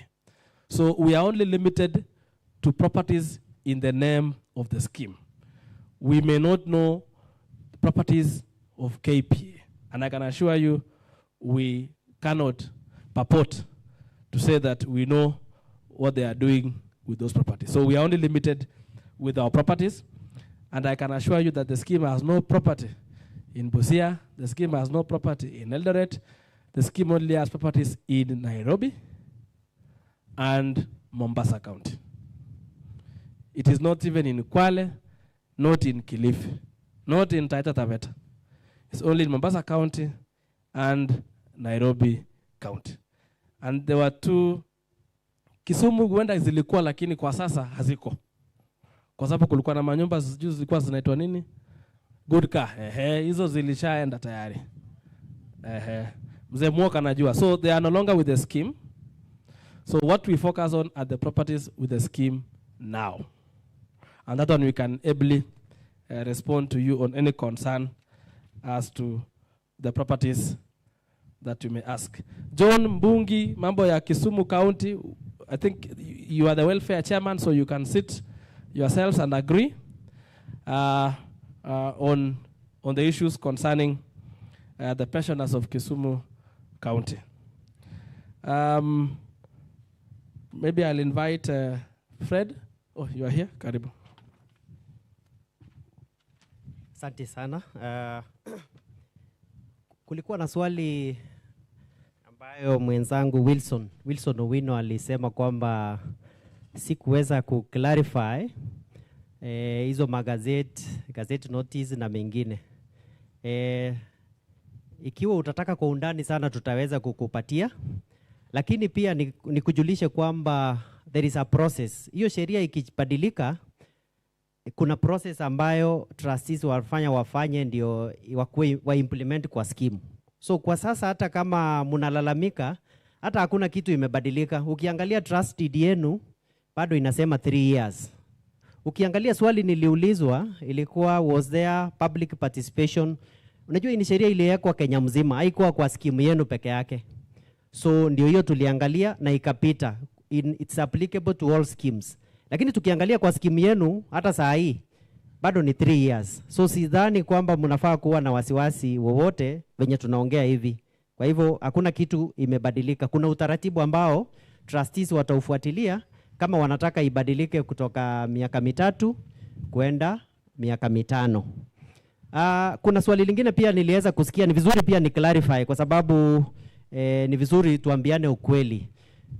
Mulilalamikia kuhusu trustee mmoja anaitwa David Nyakundi. So huyo trustee ako hapa kwa niaba ya tajiri ambaye ni sponsor. So sponsor ndiye venye mnajua ako na uwezo wa kuleta trustees na members pia wako na uwezo nyinyi kuelect trustees. Kwa hivyo mtu amemweka pale ni sponsor ambaye ni stakeholder pia. Very important stakeholder. Mwenzetu amesema next time anafaa akuje. Kwa hivyo sponsor pia anaheshimika kwa sababu yeye pia anachangia kwa kiasi kikubwa kwa hii scheme. Kwa hivyo sponsor akionelea yule Nyakundi aendelee kukaa pale, hawa trustee hawana powers ya kumtoa. Hawana powers. Mtu yeyote ako na nguvu ya kumtoa ni ule sponsor ambaye pia ni stakeholder muhimu, na sisi RBA pia hatuwezi kumtoa kwa sababu ni hiari ya sponsor ambaye tunamheshimu sana na anafanya kazi yake vizuri. Kwa hivyo hiyo ndio clarification ningetaka kufanya. Asante sana. Thank you, Fred. I think that has been clarified. The question from Clement.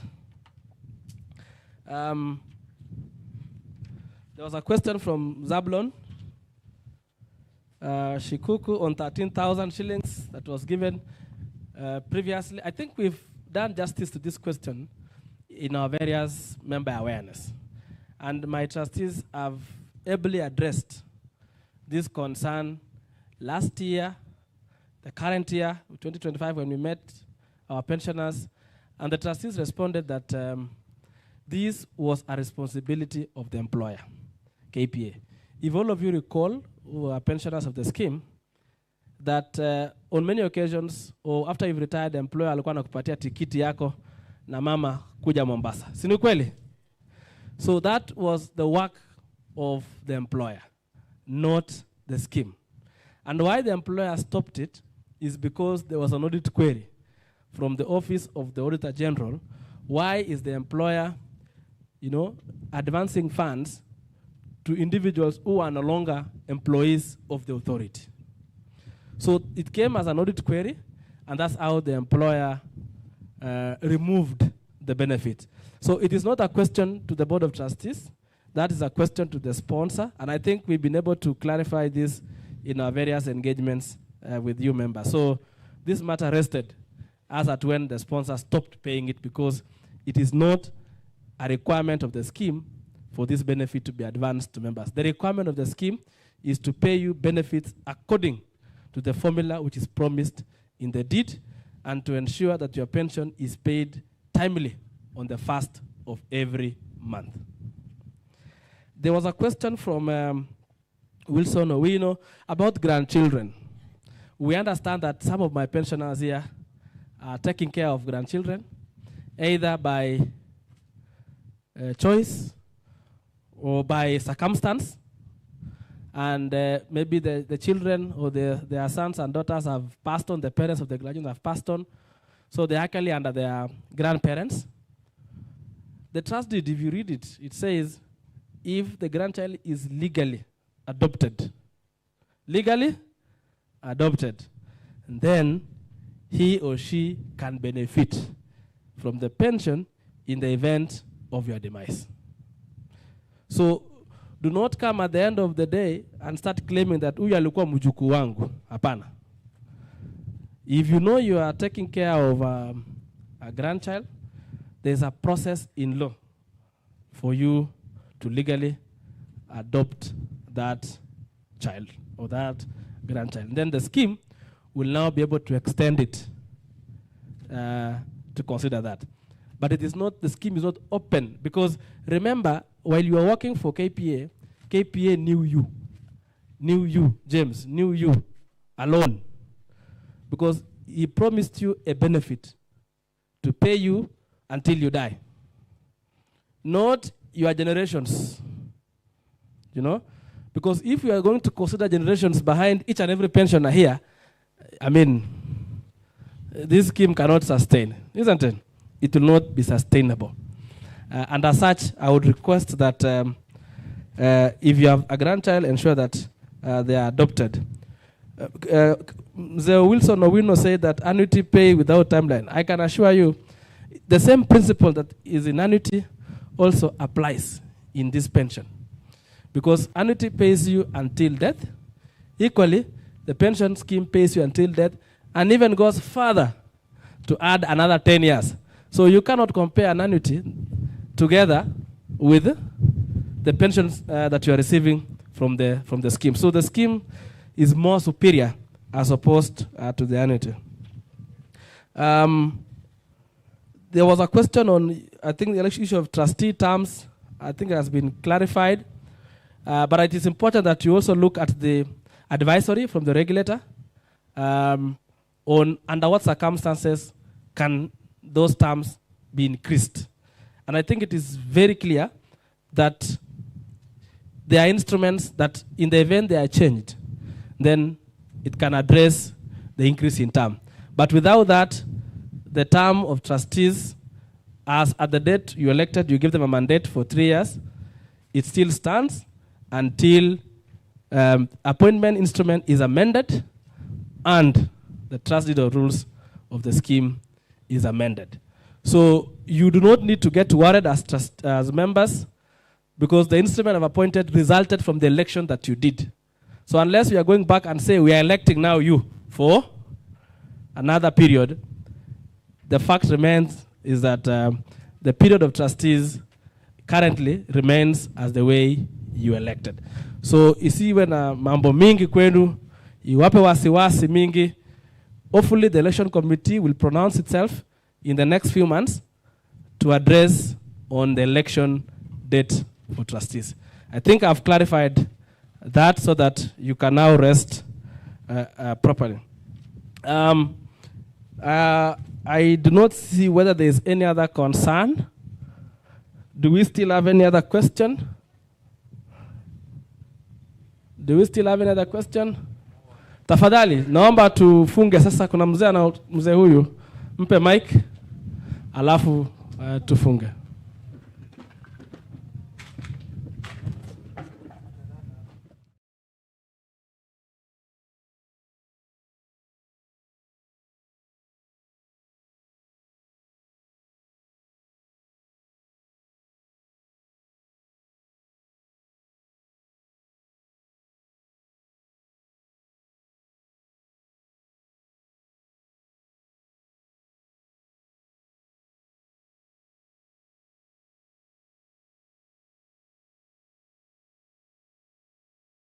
Ndio konzani yangu na naombea wale ambao hawako. Asanteni. Asante mzee Eliakim. Acha nijibu hiyo. Kuna swali hapa kwa mzee mwingine basi. Na swali. Iko swali moja ambayo tunauliza kila mara lakini amwezi kujibu sasa. Mimi mtu wa Kisumu tunataka kujua sisi Kisumu tuko nyuma. Nisaenda Jiaya, nisaenda Homa Bay, napata wako mbele kabisa. Hata tuwana WhatsApp ya watu wa pensioners. Si tumeuliza tangu Mr. Odemba chaguliwe, hakuna hata siku moja ameita mkutano ya watu wa Kisumu. Na hii swali kama tunauliza, mnaenda hivi amtaka kujua kusema Odemba is supposed kuuliza mwaka ngapi tufanye election. Tutabaki nyuma hiyo vivyo kila siku. Asante sana mzee Eliakim ama nani? Eliakim. Asante sana. Pensioners wenzangu wa mjambo. Mimi yangu ni kidogo tu, nimekuja kusupport yale ambao wenzangu wa Kisumu wamesema mahali hapa. Jina langu ni William Odero. Na support yale ambao watu wangu wa Kisumu wamezungumza mahali hapa. John Bugi alikuja akazungumza. Huyu aliyetoka pia amezungumza the same thing. Na nyinyi pia mshakuja hata kwa meeting kule Kibos pale ICD. Tukawaambia that problem ya kwamba hapa Kisumu hatuna representative. Tumesikia representative wanataka credit. Anapigia nani simu? Sisi ndio members wa Kisumu Retirees. Tuna kiongozi wetu ambao ni Bugi. Tuliwaambia hiyo mkasema wacheni captain endelea hapo. Nikauliza tena nikaambiwa wacheni mtazungumza tutafanya. Yaani hamtaki, mwataka akae tu hapa. Mwataka akae kwa miaka mingapi? Hii retirement nini? Asante. Ngoja. Inakaa miaka mingapi? Representative wanakaa miaka mingapi? Tangu wakati wa kina Lusigi yuko hapo mpaka wakaretire, mpaka wao wameingia bado wako hapo. Hakuna nini hapo. Kisumu tunataka mfanye marekebisho. Asante. I think wacha nijibu immediately ya Odero ya Eliakim Mbugi. Ningependa kusema hivi, manake yamezungumziwa na watu wengi sana. Ningeomba pensioners wa Kisumu baada ya kufunga mkutano mkuje sehemu hii, mchague mkiongozi wenu mkiongozwa na Susan Lely, trustee wenu. Sio iko sawa? Good. Kulikuwa na swali ya Eliakim akauliza ya kwamba kuna wale ambao wanapokea pension chini ya shilingi 10,000, 3,000. Kwa ukweli pension scheme haina mtu yote anapokea pension chini ya shilingi 6,500, ila tu kwa wale wajane ambao mume wao amefariki, kama mshahara wao ilikuwa 7,000, tunagawa mara ngapi? Kama ni 2. Lakini pension ambaye yuko hapa na alikuwa mfanyakazi wa idara, hakuna mtu ambaye anapokea pension chini ya shilingi 6,500. Na kuna wengi wale ambao wanapokea chini ya 7,000, 10,000, hiyo nakubali. Lakini tulizungumzia haya wakati tulikuwa tukizungumza nanyi mwaka huu, tukasema kwamba tunajikakamua kama scheme kuhakikisha ya kwamba scheme inapata nguvu ndio iweze kusukuma pension from 6,500 minimum to 10,000 shillings. Kwa sababu kufanya hivyo inamaanisha ya kwamba mapato yetu mwanzo lazima yawe marudufu, na lazima scheme iwe na afya ya kuweza kusustain hiyo increase.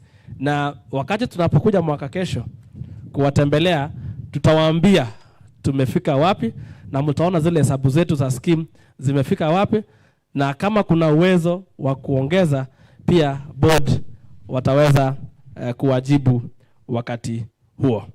Na kwa sababu tumefika mwisho wa mkutano wetu wa siku ya leo, ningependa ni washukuru sana kwa kuja kwa mkutano huu na kwa kuketi na kutusikiza kwa hii jua kali.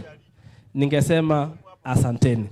Board ya trustees, matamanio yao ni kwamba kila mwaka wakati wa AGM watakuwa wanatembelea wazee katika sehemu mbalimbali, hili pia kuwapa fursa ya kuwa na AGM kama hii tuliyofanya mwaka huu Kisumu. So kwa haya mengi na machache nasema asante na Mungu awabariki. Munipigie makofi basi.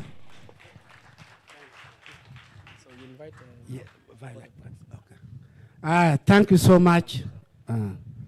Thank you so much. I hope tumefika ukingoni now. While I'm calling my sister Susan to give a vote of thanks, may I recognize Chief Engineer Okwi, wherever you are, my brother. Be blessed for coming. When I see engineer, naona Emma Kelo, because without engineer Emma, angekuwa Emma now. May God bless you to change the life of somebody. Be blessed.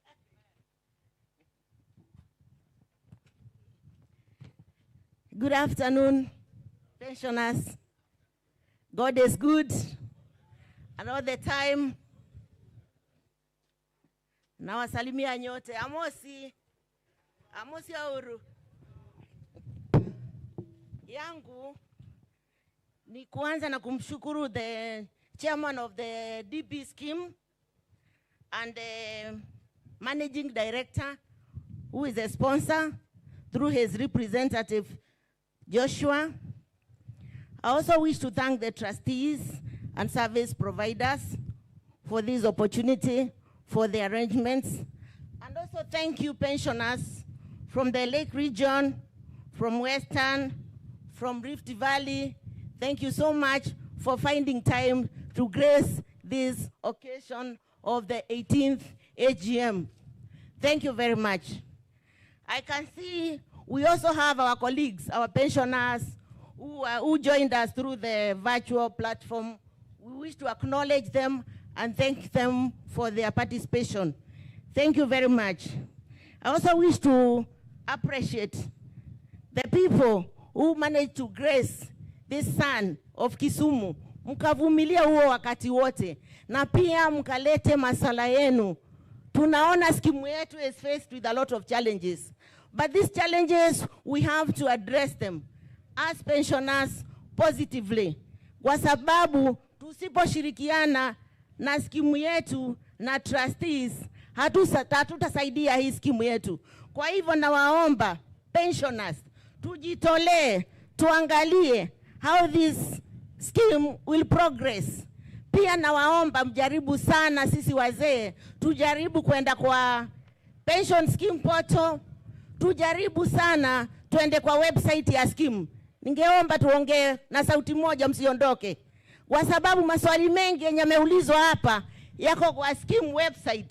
Kama mngekuwa mna login kwa hii scheme yetu, mngejua kunaendelea nini. Manake hii scheme yetu kwa kweli, it is our life.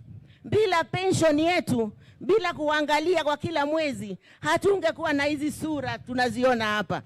Bila scheme, tungekuwa hatuko sawa sawa. Mnaona wenzetu vile wanavyoteseka kwa kukosa pension yao on time. Kwa hivyo ningewaomba tushirikiane sisi matrustees na nyinyi pensioners, kwa sababu itakuwa ni umuhimu wa hii skimu yetu, na pia sponsor wetu Kenya Ports Authority ataingia motisha pia kusupport skimu yetu. Kwa hivyo sisi tunawapenda sana, tunawaenzi. Mwenyezi Mungu awabariki na tuendelee kushirikiana, na zaidi ya yote ningeomba tubarikiwe sote na pia tujifunze zaidi ku appreciate what RBA is doing. As a regulator, they are enacting the laws that are guiding us, that are helping our scheme. Na waomba tafadhali tumshirikiane, kwa sababu saa ingine nyinyi mnaona kwenye mitandao vile trustees wanarushiwa makombora.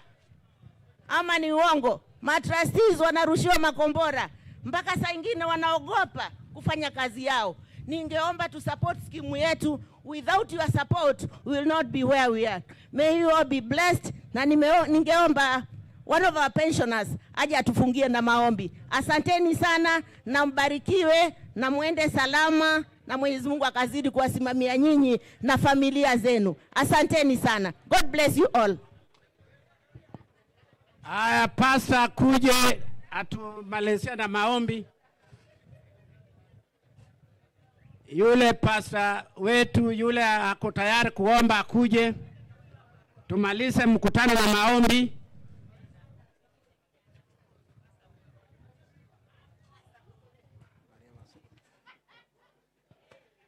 Basi wazee wenzangu tafadhali, halo, tunaenda kuomba, tusimame zote. Tusimame, kila mmoja asimame kwa heshima ya Mungu wetu, na tutoe kofia. Toa kofia, tunaenda kuomba. Basi tuombe. Baba Mwenyezi, asante kwa sababu ya nafasi ambayo umetupa, ukatuleta pamoja hapa Kisumu kwa sababu ya miaka mingi ya uaminifu wako. Tulikuwa kazini kule bandari na sasa tumekutana hapa kwa ajili ya upendo wako. Nashukuru kwa trustee wetu na ofisi ya administrator wetu wa pension scheme.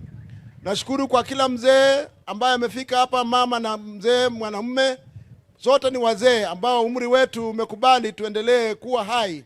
Wale wenzetu waliolala, Mungu tunajua kwamba siku moja tutalala na wao, maana neno lako linatukumbusha kwamba wamefanya kutukulala. Asante. Sasa tunaenda kuachana, tunaomba uongozi wako, ulinzi wako wa ajabu. Hata ukatupa siku nyingine tukakutana, tutakushukuru. Kuna mambo mengi bado iko mbele yetu kuhusu skimu yetu. Tunaiombea fanaka na baraka nyingi. uaminifu uendelee, na tunashukuru kwa ripoti ambayo tumepokea, ina matumaini makubwa sana. Wiki ijayo pia tunatarajia ruling kutoka kwa wale wanahusika kule koti. Tunaomba kwa unyenyekevu Mungu tukaona ushindi, maana sisi wote ni watoto wako, na hata tunapoenda kukutana tena siku nyingine utatukumbusha tukushukuru kwa sababu tunakupenda.